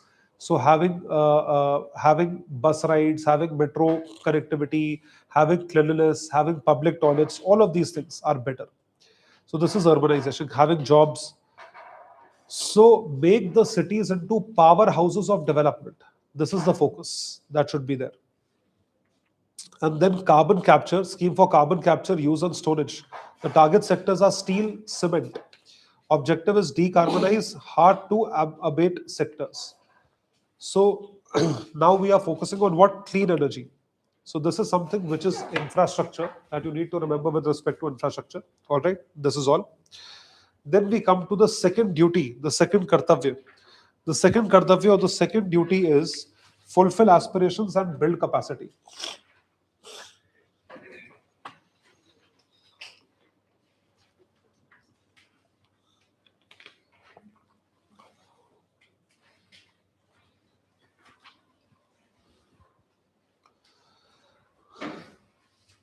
Very, very important. Whenever we talk about aspirations,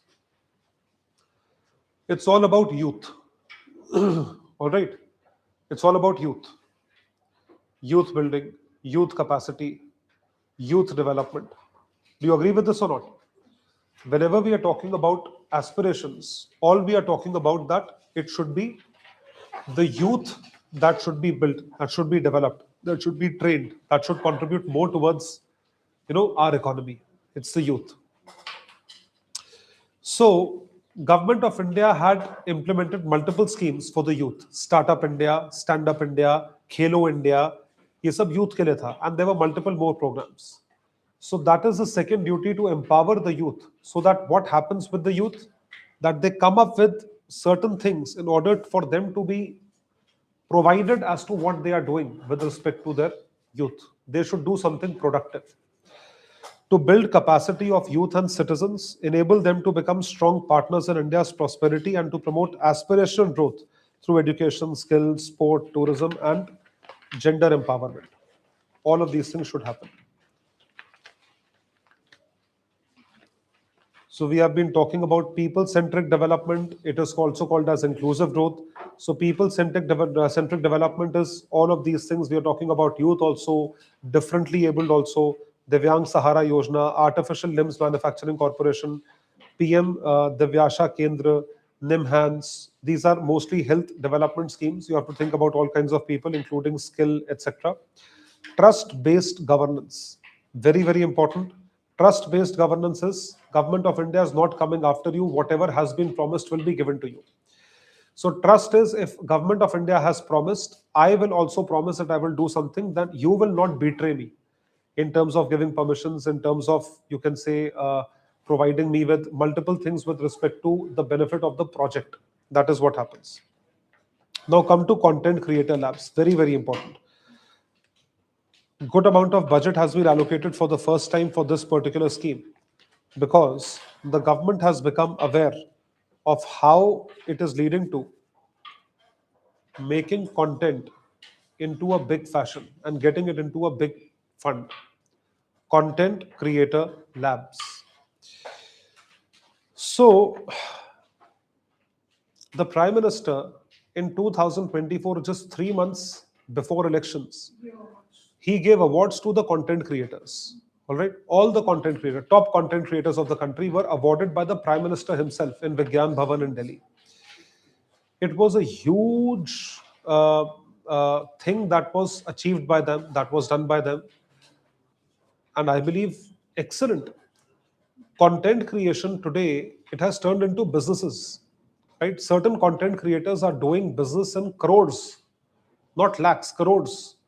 Some content creators have built businesses worth hundreds of crores, whether they are podcasters or they are infotainment entertainers, because they actually command a lot of authority from people on the basis of views. Now, the narrative of people is not changed on the basis of media or on the basis of what media people are shouting on TV. Journalist, whom you call journalist. It is based on the basis of whatever content creators are speaking on YouTube or Instagram in 1 minute or 10 minutes or whatever, whoever you like. And the barrier is nothing. Anyone can start with a YouTube channel. Today, you can start with a YouTube channel.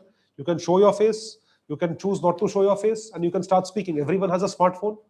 Just open your, like for example, this YouTube relay is being done live. You can do a live. You can sit in front of the camera and start speaking, start blabbering, whatever you are frustrated about. All right. So normally, most of the content creators are frustrated. They talk about their frustration because they have nowhere else to vent. If they go and tell their parents, I'm frustrated, what do you think they will say? Get lost. We are also frustrated. Okay. You can't tell your friends. What do? You tell on social media. So all frustrated people are on social media. They keep on ranting. This does not happen. That did not happen. Delhi has a lot of pollution, pollution, pollution, pollution, pollution. What did the Delhi chief minister do? She banned tandoor. बहुत pollution है, तंदूरी रोटी खाना बंद.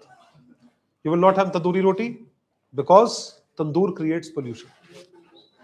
Are you getting the point? So it is, but the point is that it's not about that. It's about the views that you generate, and you are able to have that kind of influencing authority. That influencing authority is on the basis of what you say, the content that you speak, and that content creation is included over here as a part of what? Content creation. That is why content creation labs have come up in these many schools.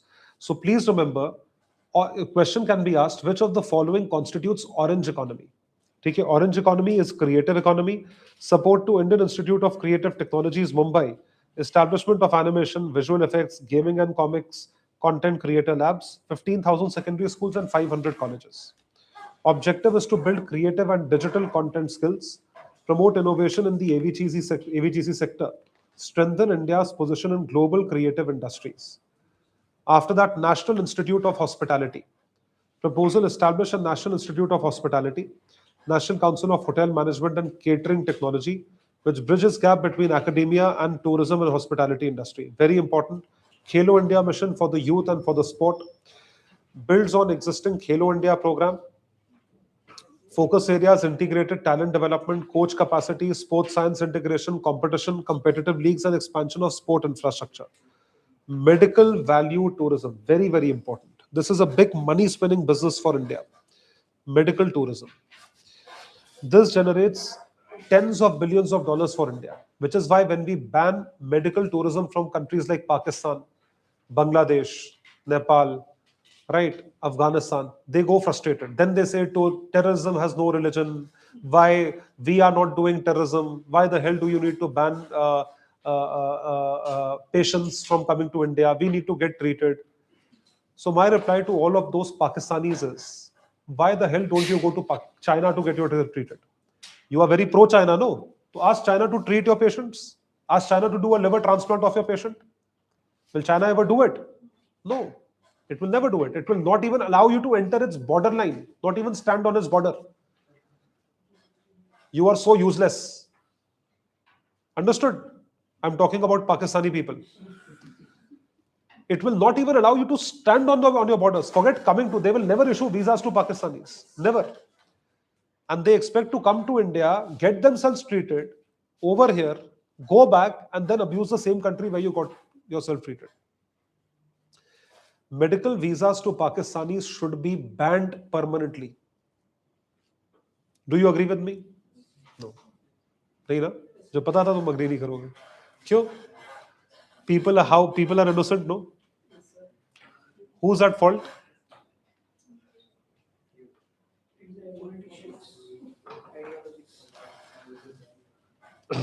So, medical tourism has been increased in India, or has always been in India, now has increased because of the more private hospitals that have come into India, big time. The private hospitals are uh, in Delhi and bigger cities, Delhi, Hyderabad, Chennai, Bombay. So these are super specialty hospitals with good doctors, good treatment, and there is a scope to survive. ठीक है, if you get yourself treated in your country, there may not be a scope to survive. That is a very big issue. क्या होता है वहां पे? You get yourself treated, the doctor forgets to take out equipment from your stomach, he leaves cotton in your stomach. ठीक है, बाद में ultrasound होता तो पता चलता है कॉटन रह गया था. So this kind of stupidity happens. So this has to be, if we are providing that high quality service, that high quality service should be provided on what basis? On the basis of money. Make money. Like if you go to Taj Mahal, you are an Indian tourist, a ticket would cost 40 rupees. If you are a foreign tourist, ticket would cost 1000 rupees or 500 rupees. I don't know, 500 rupees. If you are an international tourist coming on a medical visa to India, give 5 times money. Simple. यहां पे आके मत दिखाओ कि हम बहुत गरीब हैं, फर्क नहीं पड़ता है. Give 5 times more money and only get yourself treated then. All right.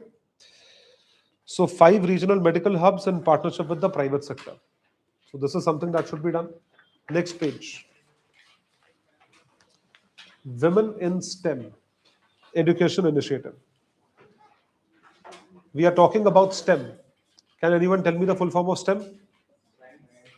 Science, technology, engineering and maths. Science, technology, engineering and maths. STEM. You have to be good at all 4. Establish one girls hostel in every district. This is very important. It's not just about opening the facility for girls. It's also about providing ecosystem for girls around that particular district. Funding mechanism, viability gap funding, capital support, and support girl students pursuing STEM. Third कर्तव्य, सबका साथ, सबका विकास, सबका विश्वास, सबका प्रयास. Ensure inclusive development that we've been talking about, inclusiveness. Provide access to resources and opportunities for all. Focus on last mile delivery and regional balance. So what all is included? Bharat Vistar, virtually integrated system to access agricultural resources.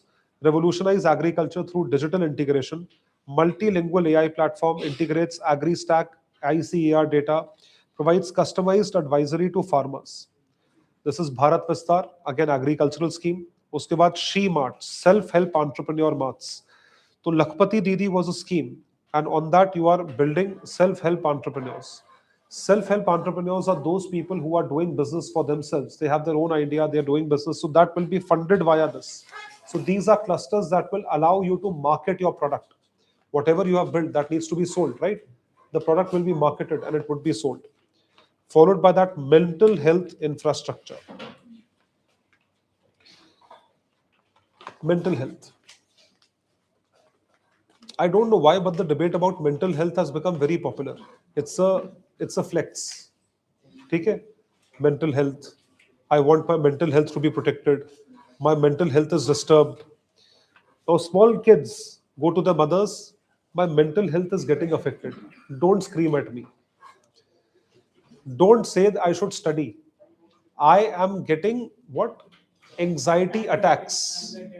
I am getting anxiety attacks. I am getting panic attacks.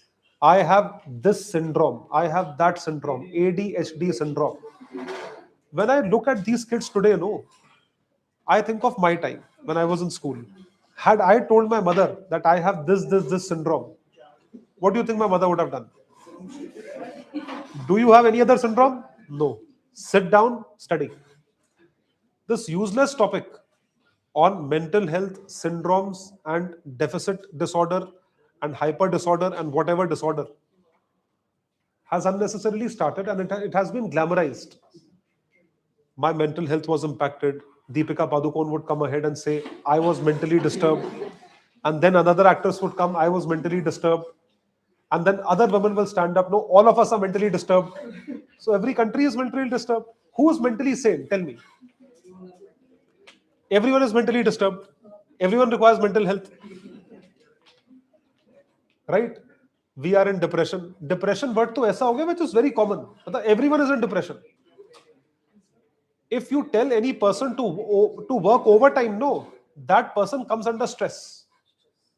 Do you even know the meaning of stress? People work 18 hours and they are still happy, and you are asked to work half an hour extra and you get under stress. Your mental health is impacted. If your boss shouts on you, you start crying. What happened, Phula? Is your mental health fine? No? What happened?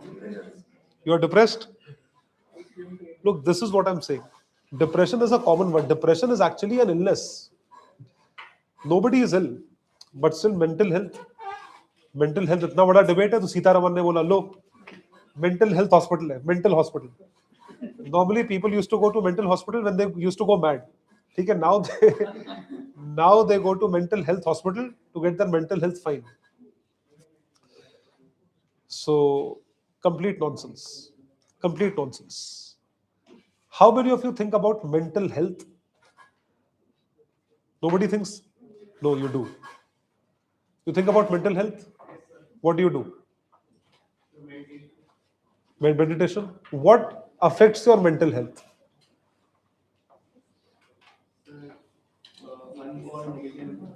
sorry what is uncalled negativity don't throw these jargons at me give me examples tell me in simple language uncalled negativity is sorry For a student, if he's studying at home and suddenly people start shouting and people start quarreling in the society. that is Indian culture that is not negativity yes front पे अब सब ये that is not negativity did your girlfriend break up with you on the basis of negative are you body shamed ठीक है okay so whatever is in your control what is affecting your mental health pollution dirt ठीक है government schemes if you know about them what is affecting I feel nothing is affecting your mental health you affect your mental health on your own by overthinking this is what the generation of today unnecessary overthinking is affecting your mental health because you are giving too much time to your mental health which is why your mental health is getting affected the minute you stop thinking about mental health your mental health will be fine okay don't think about your mental health you will be fine the minute you start thinking about mental health okay my mental health is it fine so the answer will be no ठीक है am I fine no so now you start thinking about mental health the till the time this debate did not start did you ever think about mental health no till the time debate about nepotism did not start did anyone think about nepotism so it's an unnecessary debate think only about one thing and that is karma that's it काम करो बस और कुछ मत करो yes So there was news in between like three siblings of years 6 years, 14 years, and 12 years. They did suicide. So were they mentally affected? probably they were mentally affected no so if okay I'll tell you they were mentally affected so there was a family in Burari there's even a documentary on Netflix Burari that person killed his entire family so was that person mentally sane no he was mentally sick there are so many people who are mentally sick in the world so what So does that mean, so exceptions are all, how many people, okay, you tell me, how many people commit suicide? Or let me rephrase, is it easy to commit suicide? कभी ना दूसरे मंजिल से झांक के देखना नीचे, मैं सही बता रहा हूं, it is not easy. If someone commits suicide, that person has suicidal tendencies. This is my personal, मेरा विश्वास है. It is not easy. You just think that, okay, this person jumped from there. Now just imagine, can you even look down? Forget jumping.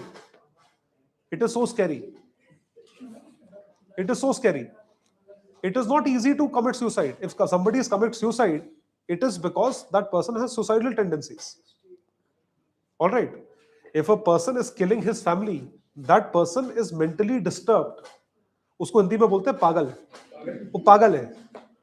और क्या, क्या बोलोगे उसे?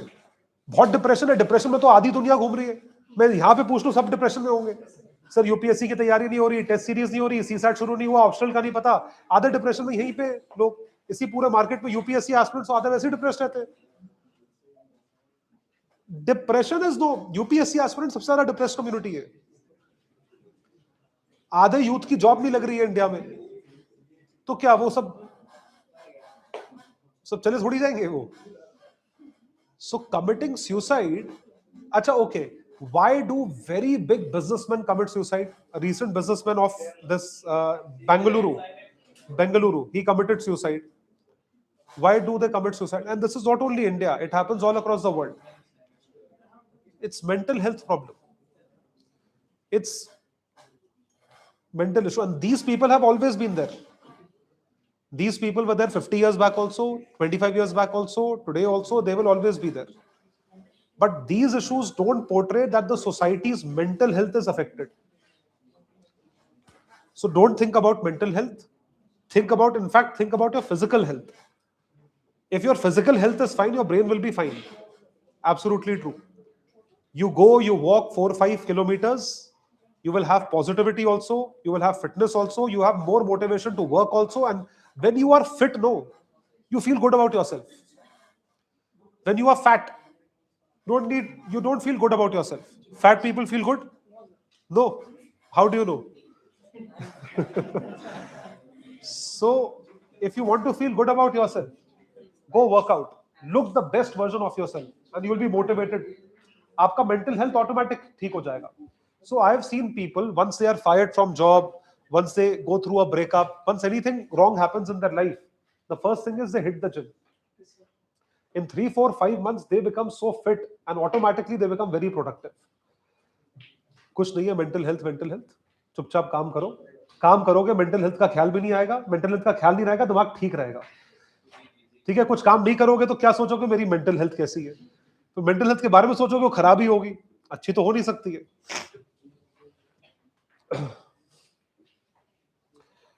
Northeast focus has to be on multiple things. It has to be on tourism, it has to be on culture, it has to be on religion, it has to be on infrastructure.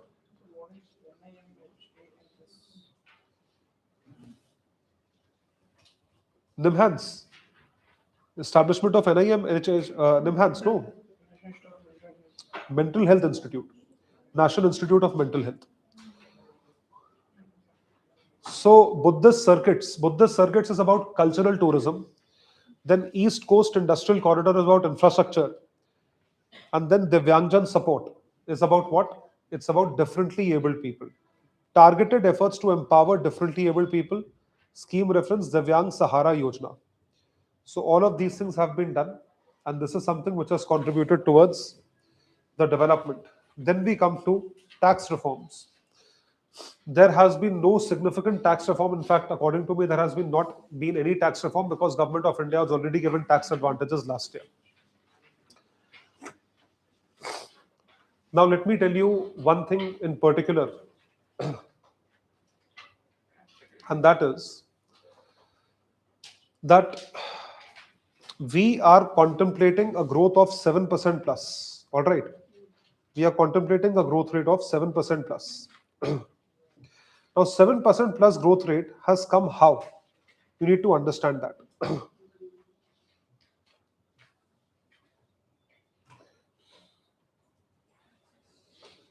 You need to understand that.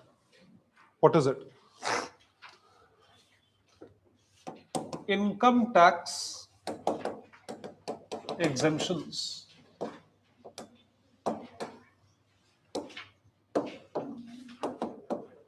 up to 12 lakh rupees, nil income tax. This question can be asked in this year's exam. Why, even after projecting the growth rate low, how is India growing at a higher rate for FY 25-26?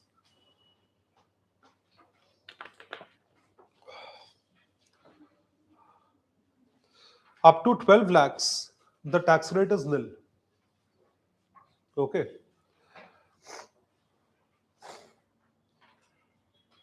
Does this increase the purchasing power of the person earning income?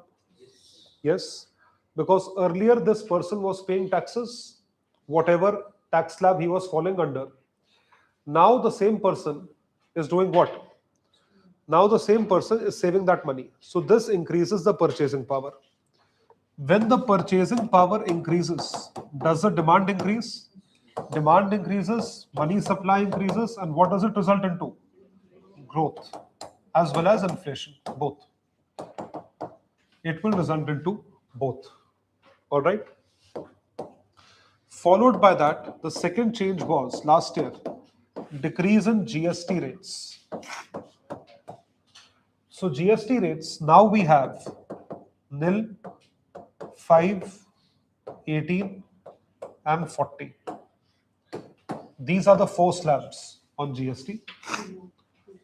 So earlier, 28% GST was leviable on many goods. Most of those goods have come under 18% bracket, and some have come under 40% bracket. Similarly, 12% bracket, most of those goods have come under 5% bracket. So this is how the rates of these goods have decreased. When the rates of the goods decrease due to decrease in GST, the prices have come down. Prices have come down. So does this increase the purchasing power? Yes. Either it increases the purchasing power or you save money. If I was in totality spending 5,000 rupees on groceries, from this month I will be spending only 4,000. I'm saving 1,000. If I'm saving 1,000, I can spend that elsewhere. That is increasing my purchasing power. And same concept: demand, money supply, growth, inflation. These are two primary reasons why India is growing at a higher than expected rate for FY 25-26, which is the present year. There is a reason. जब government of India खुद अपने मुंह से कह रही है कि India will grow at 6.5% and now automatically what happened that we are growing at a 0.5% greater. What has led to it? There must be some reason behind it. This is primarily the reason behind it. ये reason है. Are you able to understand? Yes. So have a look at these tax reforms that have taken place.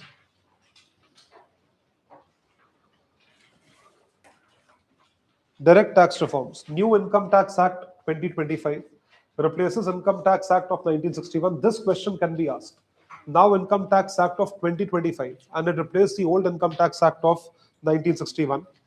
Earlier, the year in which you were earning the income was called the previous year, or it was called the assessment year. Now it will be called the income tax year. उसको income tax year कहा जाएगा. ये सब last year के ही changes हैं. Objective simplification and modernization. Tax slabs. No changes for FY 26-27. Stability is maintained. This has been done. Next page. STT we have discussed, it has increased. Rationalization of TDS. TDS rates have changed. I hope you know what TDS is. Tax deducted at source. When a tax is deducted at source, to get compliances in order. So the payer, the person who's paying the money will deduct TDS and will deposit it with the government. On almost every single payment, TDS is deductible. Every single payment. Then minimum alternate tax, it is the same, no change. Immunity from prosecution, non-disclosure of foreign assets up to 20 lakhs. You are immune, matlab nobody will affect you. Buyback tax, this is not important. Customs duty rationalization. Personal import tariff reduced from 20% to 10%. and full exemption 17 cancer drugs, medicines, foods for 7 rare diseases. So this is to promote this. Tax administration reforms. ICDS's requirements into INDAS. This is these are accounting standards which have to be merged. So you don't need to remember this. Yes, strategic incentives for investment and industry. Data center tax holiday, very, very important. Data centers have automatically become very important these days. How? You need to understand what data centers are. Do you know what data centers are? Every kind of industry requires places to store. Like, for example, storage, cloud, your data on your phone, data on your laptop, data with Amazon, data with WhatsApp. Store करने की जगह चाहिए. तो उसके लिए data centres चाहिए. By the way, it is a very upcoming business. Your city, Hyderabad, this prestige group, I think it is making a huge data center, and it's a very expensive affair because you need to purchase that much of land. You have to create data centers, maintain temperatures, you have to create that storage devices. I got to see a data center in Dubai last year. It was created in Data Hub of Dubai, a huge center that man had made, that Emirati. And I asked him, so he took a lot of loan to create that data center in 2011-12. It took him 4 years to make that data center. And in 2018, Amazon, Facebook, Instagram, all of them started hiring its data centers. Now it is completely full, blocked for the entire 12 months because all these platforms need what? Data to store. So data storage के लिए data center चाहिए. And now more number of users, more number of data, so more data centers. So data center has become a very big business. So data center के लिए tax holiday, foreign companies providing global cloud services via Indian data centers, tax holiday until 2047, zero tax. So if you open a data center and you earn income, no income tax. Very good. This is done. Then you come to export promotion. How is government promoting exports? Let's have a look. Sectoral relief. Increased duty-free import limits for marine sector, leather sector, textile sector. So duty-free import limits for this uh, objective is boost export competitiveness. Aviation and defense. Duty exemptions, parts, components for aircraft manufacture, MRO. Very, very important. MRO is something, maintenance, repair, overhaul. When we say that India's defense sector has to increase or aviation sector has to come up, aviation sector is not just about planes or airports. It is also about repair.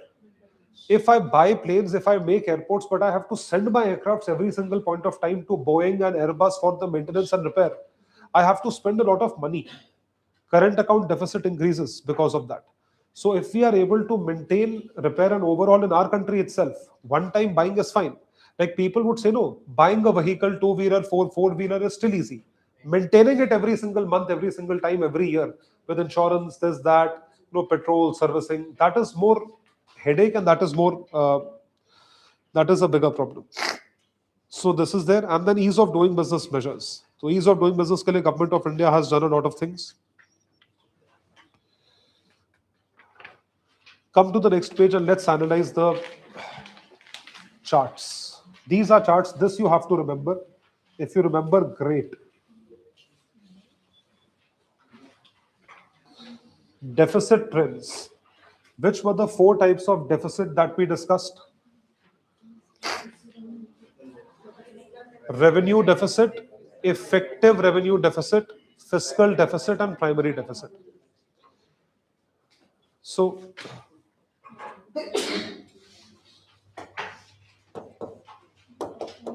revenue deficit is revenue expenditure minus revenue receipts. Fiscal deficit is total expenditure minus total receipts.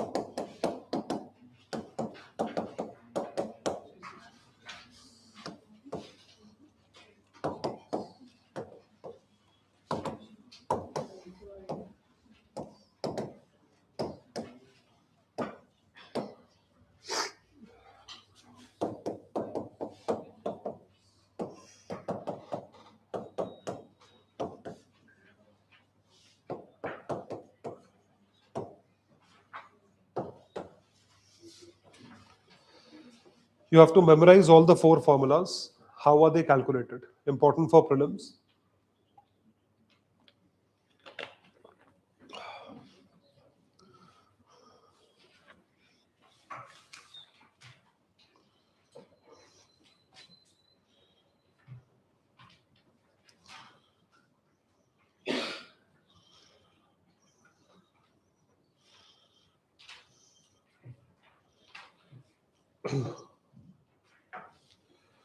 So deficit trends.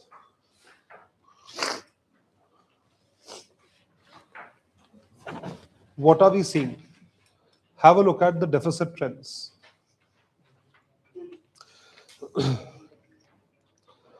We'll go in this order. The first is revenue deficit. So we are comparing across years, last 5 years. Revenue deficit had gone up to 4% in 2022-23, and we are expecting for this year it would come down to 1.5%. It's a very big achievement if it comes down to 1.5%. Then after that, effective revenue deficit where we exclude grants. If we exclude grants, effective revenue deficit was 2.8%. It will come down to 0.3%, which is negligible. All right. It means difference between revenue and effective revenue is grants. It means so many grants are given that if I change the formula, my revenue deficit is close to zero. Right.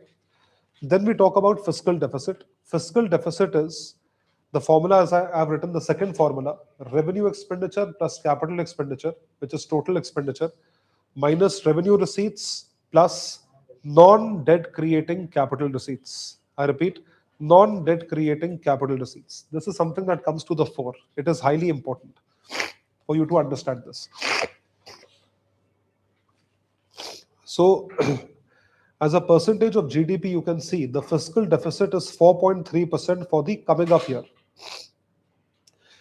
which means that if we have to still adhere to the target which has been portrayed by NK Singh panel, it would take at least 2 to 3 years to come down to 3.5%, because 1% of reduction on fiscal deficit means roughly reduction in expenditure by 1 lakh crore, roughly 1%. ज़्यादा होगा बल्कि 1% will be more. 1,30,000, 1,40,000 crore. It will be to that extent. इतना खर्चा कम करना पड़ेगा या इतने receipts बढ़ाने पड़ेंगे. So 4.3%. What is this? It is a deficit trend. Now see, where does the rupee come from? The rupee comes from all these places. Look at the breakup. The maximum rupee comes from. No, so here, this is the analysis that you have to do. This is a graphic. The question that will be put in front of you in prelims is the collection for government of India from direct taxes is more than indirect taxes. ठीक है, analysis ऐसे होता है. It's not that कि वो तो मुझे भी दिख रहा है कि यहाँ पे टैक्स से सबसे ज्यादा पैसा आएगा. टैक्सेस नहीं, this will not be asked. What will be asked that the collection of direct taxes is more than indirect taxes. True or false? Corporation tax is 18%. Corporation tax is taxes on companies' income. Income tax is 21%. 21 plus 18 is 39% of tax is coming from direct tax. These two are direct taxes. And now total up indirect taxes. Customs is indirect tax 4%.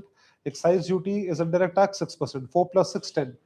GST is 15%. 10 plus 15, 25%. All right. So 25% is what I'm getting from indirect taxes, and 39% I'm getting from direct taxes. So it means that contribution of indirect tax is less, direct tax is more. 39% tax collection आ रहा है मेरे पास इससे. It is massive. Imagine why I'm saying so. Understand.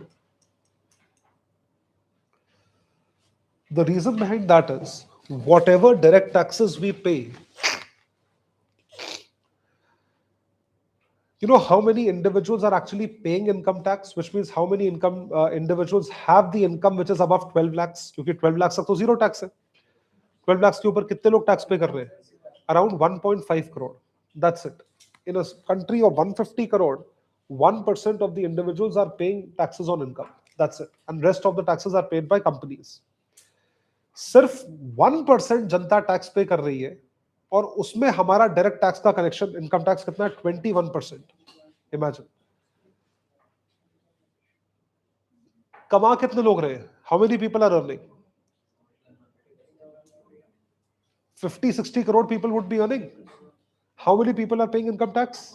1.5 crore. 50 crore में से 1.5 करोड़ लोग income tax पे कर रहे हैं, तो हम क्या है? Fourth largest economy, largest growing economy, ठीक है?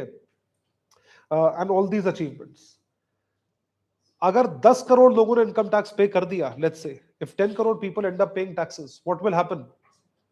We'll surpass America in a span of less than 10 years. Imagine, we'll surpass US. इतने टैक्सेस अगर आप पे कर दोगे, तो इंडियन गवर्नमेंट क्या प्रोवाइड कर रही है? Indian government will be providing those kind of benefits to all of you. That is huge, huge. So this is there. Borrowings and liabilities are 24%. Loans are taken as a part of receipts. Non-debt capital receipts are 2%, and non-taxation revenues are 10%. So this is where the rupee comes from. Followed by that, the rupee goes to where all the expenditure has been done. Now see, where is the maximum expenditure that India does? It is on interest pay. It is on state share of taxes. So state share of taxes is on the recommendation of Finance Commission. The how much have to be given to the states? 22%. This is not actually expenditure. This is the money given to the states. All right.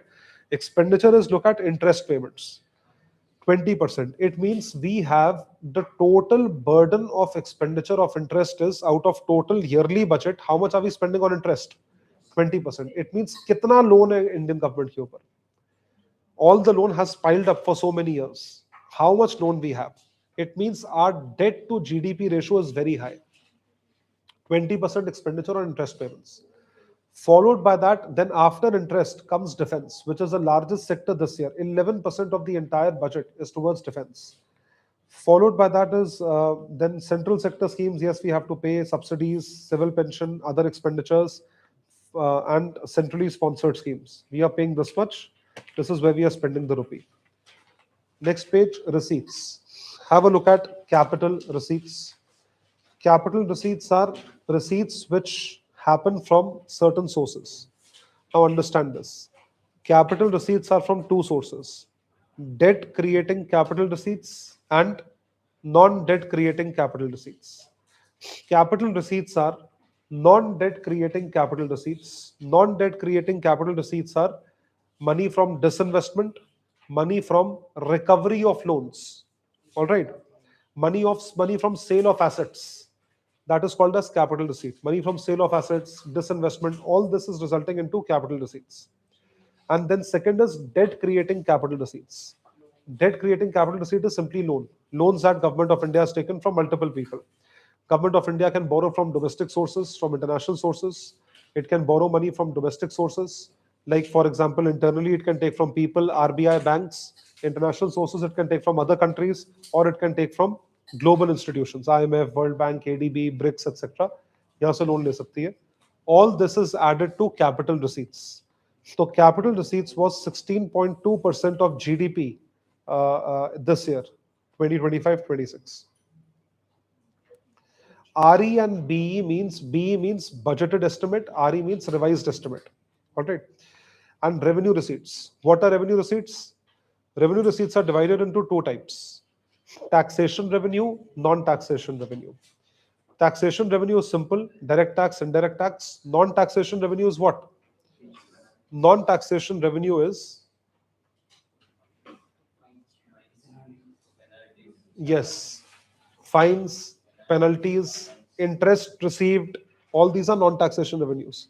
So non-taxation revenues जो है, taxation revenues है, they contribute towards revenue receipts.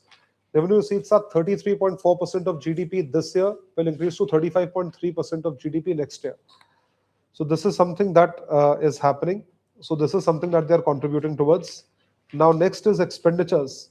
Capital expenditure. What all does capital expenditure include? Capital expenditure is first loans which are given out, and second loans which are repaid. The loans that we have taken, now we have to repay those loans. Both the kind of loans repaid and loans given, दोनों क्या है? Capital expenditure. All the money that the government of India is spending on capex, entire money that it is spending on capex, capital expenditure, infrastructure, PM Gati Shakti, health, education, ये वो, ये सब सारी चीजें क्या कहलाता है? Capital expenditure. All these are capital expenditure. Acquisition of assets, capital expenditure. So you can see 14 lakh crores this year and will increase to 17 lakh crores in the following year. Revenue expenditure. What is revenue expenditure? Revenue expenditure we are seeing from the point of view of expenditure that is done on all the day-to-day recurring things, salaries, pensions, interest payments. तो ये जो पीछे हमने देखा है rupee goes to, इसमें interest payments is revenue expenditure, major subsidies is revenue expenditure, central sector scheme and centrally sponsored scheme, most of this expenditure is revenue expenditure, pension is revenue expenditure, ये सब revenue expenditure ही है. All this is majorly revenue expenditures. Revenue expenditures की पहचान ये होती है, you have to identify. Revenue expenditures are those expenditures that does not affect my asset or liability. I repeat, it does not affect my asset or liability. Revenue nature means it does not affect my asset or liability. Capital nature means it will affect my asset or liability, no matter what. That is the basic difference between revenue and capital. After this, we talked about robust economic foundations, trend and net receipt of center. So trend and net receipt of center, center's net tax revenue has come down, non-taxation revenues have come down. So it has increased from 2025, 24-25 to 25-26, it is increasing.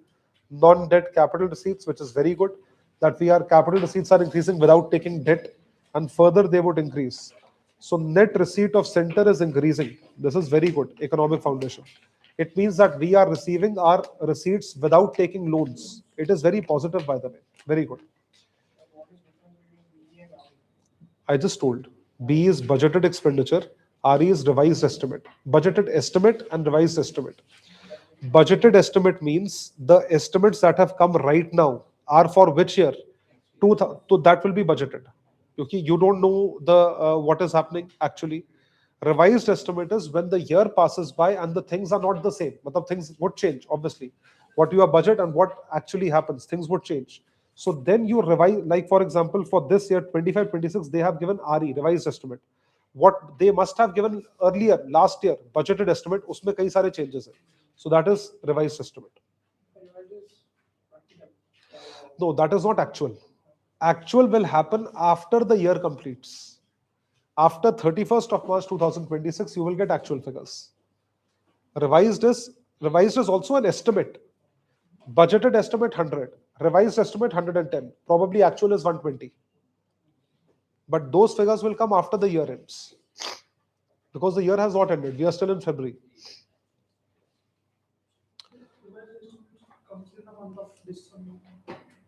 Yes, up till the month of December. Up till the month of December, yes. Yes. Whatever changes have been done till then. The last page is total transfer to states and UTs. This is with recommendations of Finance Commission. How much has been done?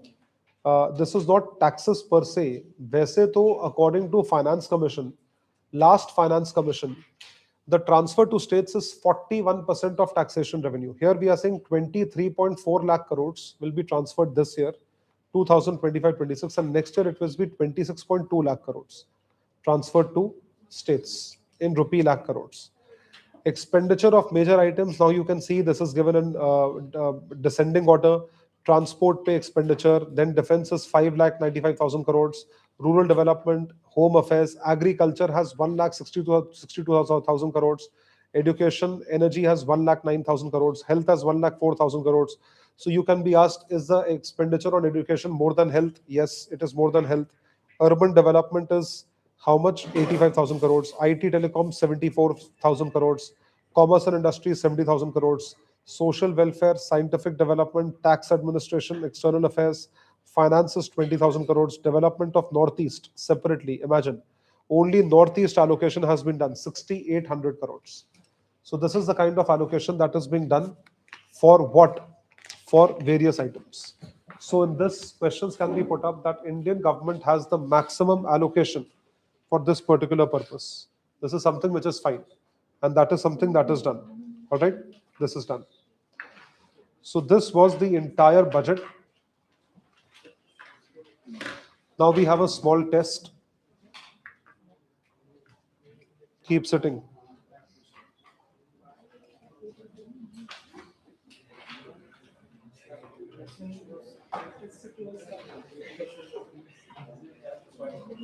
Test.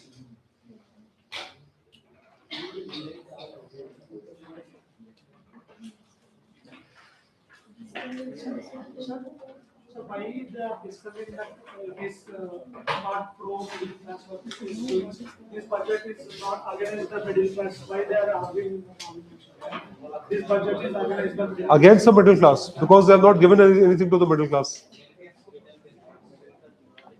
Government cannot keep everyone happy. It's as simple as that. It cannot keep everyone happy. Last year they have given enough to middle class. Middle class को अगले 4 साल के लिए दे दिया है. अब now everyone will shout, what are you giving to stock market people? What are you giving to the? Why should government give? I always ask that. Why do you keep on asking from the government? Do it yourself. No. The people are constantly complaining about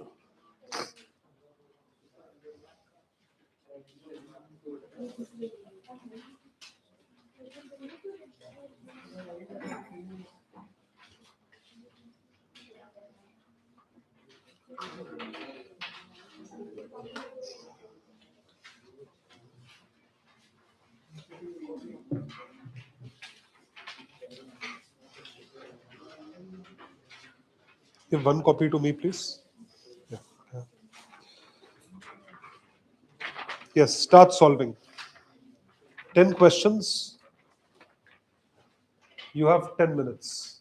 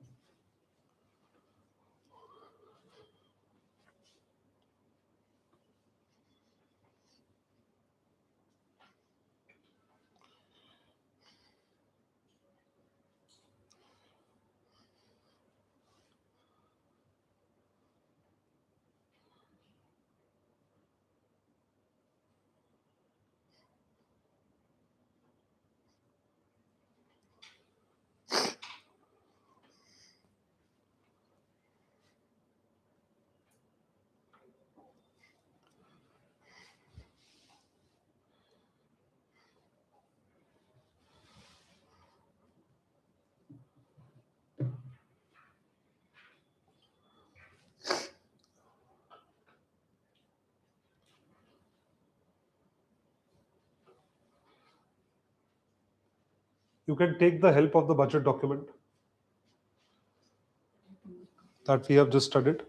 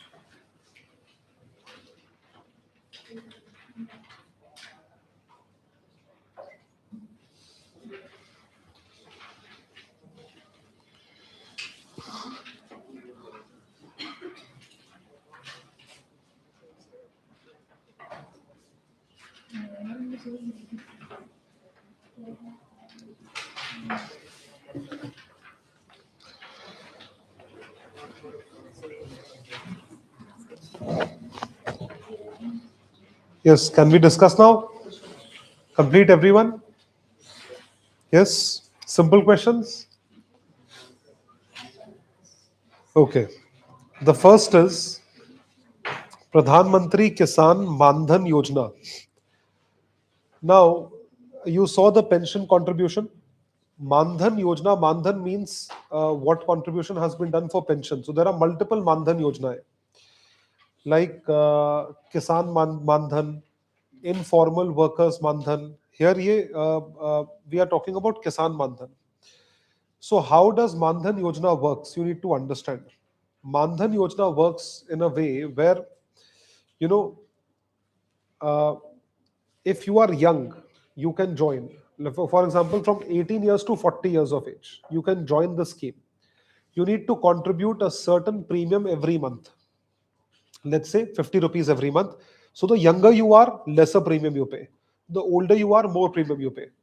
So you keep on contributing lesser premium every month, and you keep on contributing for the next period of your life. You start at 20, you keep on contributing till 60.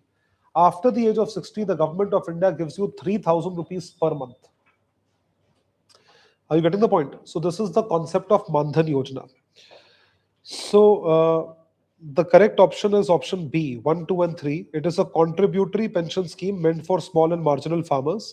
Farmers joining the scheme are required to make a monthly subscription to the pension fund.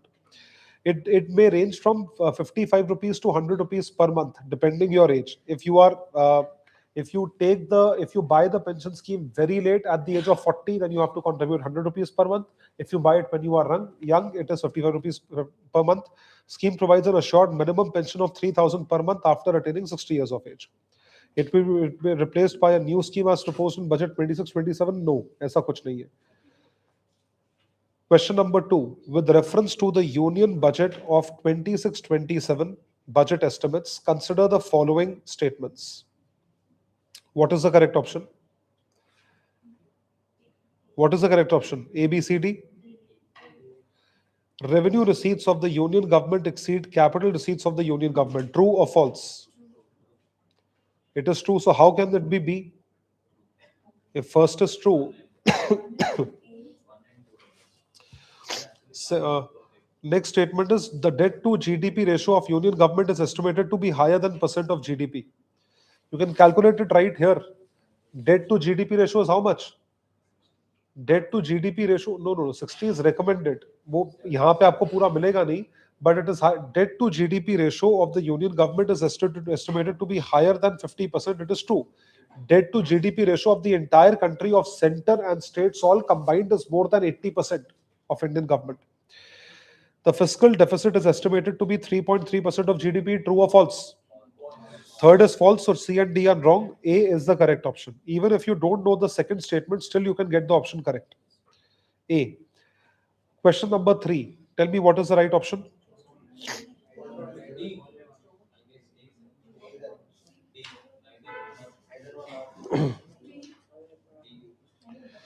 Budget 26-27 proposed new dedicated freight corridor are proposed to be established connecting Dankuni in the east to Surat in the west. Isn't this true? Dedicated freight corridor. This is true. First statement true hai. And second is incorrect. False. Dedicated rare earth corridors. Yes. The states are wrong. Second is wrong. Answer is A. One only. Question number 4. With reference to budget 26-27, consider the following statements. Budget abolishes income tax liability. This is absolutely true. So, ये ठीक है गलत है? Why is it wrong? 12 lakhs है? नहीं है. This is wrong. It proposes the creation of an SME growth fund to support small and medium enterprises. True. This has been done in this budget only. B for Bombay, 2 only. Next, question number 5. Tell me. Option A or B? Fiscal deficit of India is rising over the last 5 years. True or false? अरे अभी तो chart दिखाया है, कैसे true हो गया? तुम क्या मजाक कर रहे हो मेरे साथ?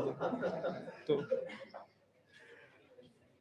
fiscal deficit is reducing. Every deficit is revenue deficit of India is declining in the last 5 years. True. Second is true. First is wrong. First is false. B for Bombay. Consider the following statements. Question number 6.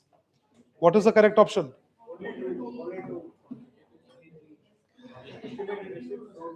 Consider the following statements. Estimated receipts, estimated expenditures, actual receipts of the previous year, demand for grants.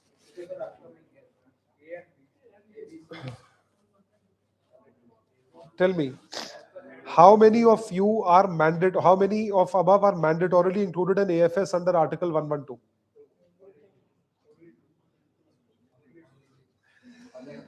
Answer is only 3. C. Actual receipts of the previous year are also included. So in the AFS, ये Article 112 से आता है. Now read Article 112 again. Answer is C. Sixth का answer C है.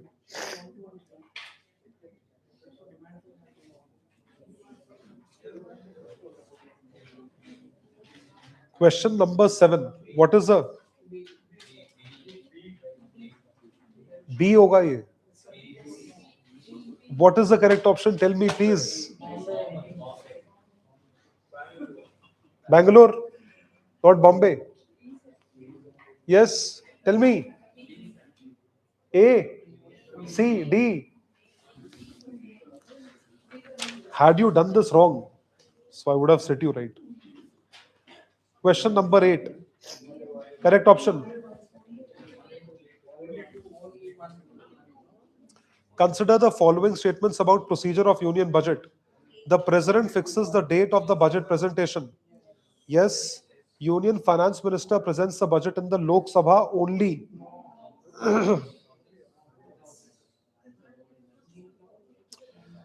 Third statement is definitely wrong. ठीक है, third तो गलत है. First is correct. Union finance minister presents the budget in Lok Sabha only.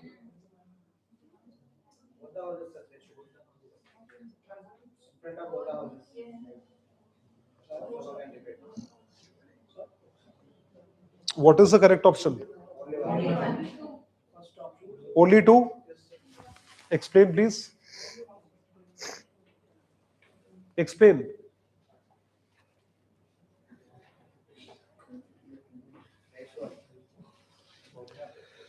The budget is presented in the Lok Sabha and the budget is kept on the Rajya Sabha for Rajya Sabha's perusal. दोनों में फर्क है. देखो, what the constitution states. Constitution की language पे बात करते हैं. What are we talking about? Now listen to the language of the constitution. Now this is tricky. The finance minister presents the budget AFS in the Lok Sabha. At the conclusion of the speech in the Lok Sabha, the budget is laid on the table of Rajya Sabha.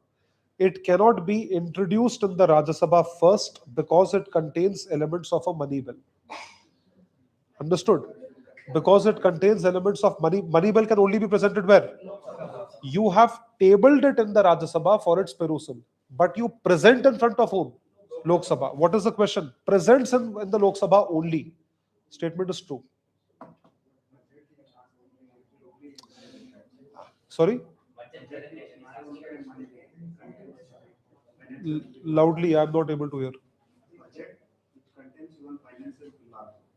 Budget which contains? Huh. No, finance money budget is basically the finance bill. Finance bill and appropriation bill. A finance bill and appropriation bill both are money bills. They are money bills. Money bill can only be presented where? In front of Lok Sabha. So the exact language of the constitution, which is why I've included, it says at the conclusion of the speech in Lok Sabha, the budget is laid on the table of Rajya Sabha. So there's a difference. Presentation of the budget in front of the Lok Sabha and it is laid because Rajya Sabha cannot vote. Voting to kar nahi sakta hai. So only two, B for Bombay. All right. Now comes the appropriation bill. You know appropriation bill क्या मतलब होता है? What is the difference between finance bill appropriation bill? ये आपको पता होना चाहिए. This you should know. This is a part of polity. Article 110 to Article 117. These 7-8 articles, just read them in an analytical fashion properly. Today, go home and read all these articles. What is the difference between finance bill and appropriation bill? Can you tell me? जब budget pass होता है, अभी budget पे discussion चल रहा है, अभी DRSCs, departmentally related standing committees, are basically reading the budget. After that, the second reading and the third reading will come. When the budget document is passed, जब budget document pass होता है, so there are two laws which are passed. One becomes a Finance Act of 2026, which is the passage of budget, and the second becomes Appropriation Act. What is Appropriation Act? This you should know. I expect you to know this if you have done polity. ये आप पढ़ो, लक्ष्मीकांत में बहुत बड़ा बड़ा लिखा है, finance bill 1, finance bill 2, appropriation bill. You should know this. What is the difference? There's a difference between it. Listen to me carefully. Finance bill approves that you can spend money on this defense, centrally sponsored scheme, central sector scheme, infra, ye. You're spending money on 10 things. Appropriation bill is to take out money from Consolidated Fund of India and go to that respective ministry or department or wherever. That is appropriation. There are two different bills. Finance bill का मतलब है अभी मैंने ये खर्चा approve कर दिया है. Appropriate, क्योंकि what is stated in the constitution? Without law, without parliamentary law, you cannot take out funds from CFI. CFI से पैसा निकालने के लिए क्या करना पड़ता है? Parliamentary law चाहिए. वो parliamentary law कौन सा है? Appropriation Act. Appropriate money from CFI to various ये departments, ministries, जो भी है, जहां भी schemes के लिए करना है. Hence, passage of both laws is mandatory. अगर सिर्फ फाइनेंस बिल अप्रूव हो गया, अप्रोप्रिएशन अप्रूव, फाइनेंस बिल मैंने खर्चा अप्रूव कर दिया, पैसे निकाल ही नहीं सकते. You will take out money from CFI via which law? Appropriation bill. These are two different laws. Okay, these are two different acts. Both acts have to be passed. So both bills are presented in front of the parliament, Lok Sabha. So this is why it was given. It is introduced after the approval of grants. So it authorizes withdrawal. हाँ, लिखा तो है second statement. So second statement is correct. First is also correct. Introduced after the approval of grants, and second is correct. It legalizes tax proposals. Tax proposal को legalize करने के लिए कौन सा bill है? Finance bill. Finance legalizes everything is finance. Tax proposal हुआ, scheme हुआ, AI हुआ, sandalwood हुआ, जो मर्जी हुआ, सब कुछ. Everything is legalized via which bill? Finance bill. And here it is this bill. So B for Bombay. And the last is FRBMA. I think what is the answer?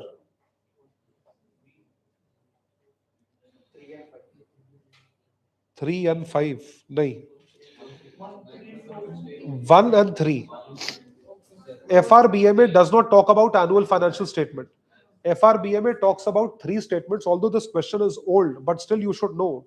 FRBMA talks about three statements: macroeconomic framework statement, medium term expenditure framework statement, and the name of the third statement is fiscal policy strategy statement. Fiscal policy strategy statement. इन तीन loss के बारे में ये बात करता है. So this is the budget, a very holistic discussion on the budget that we have had. Now we'll resume the class at 5 p.m. All right. We'll cover industries. Please take a break.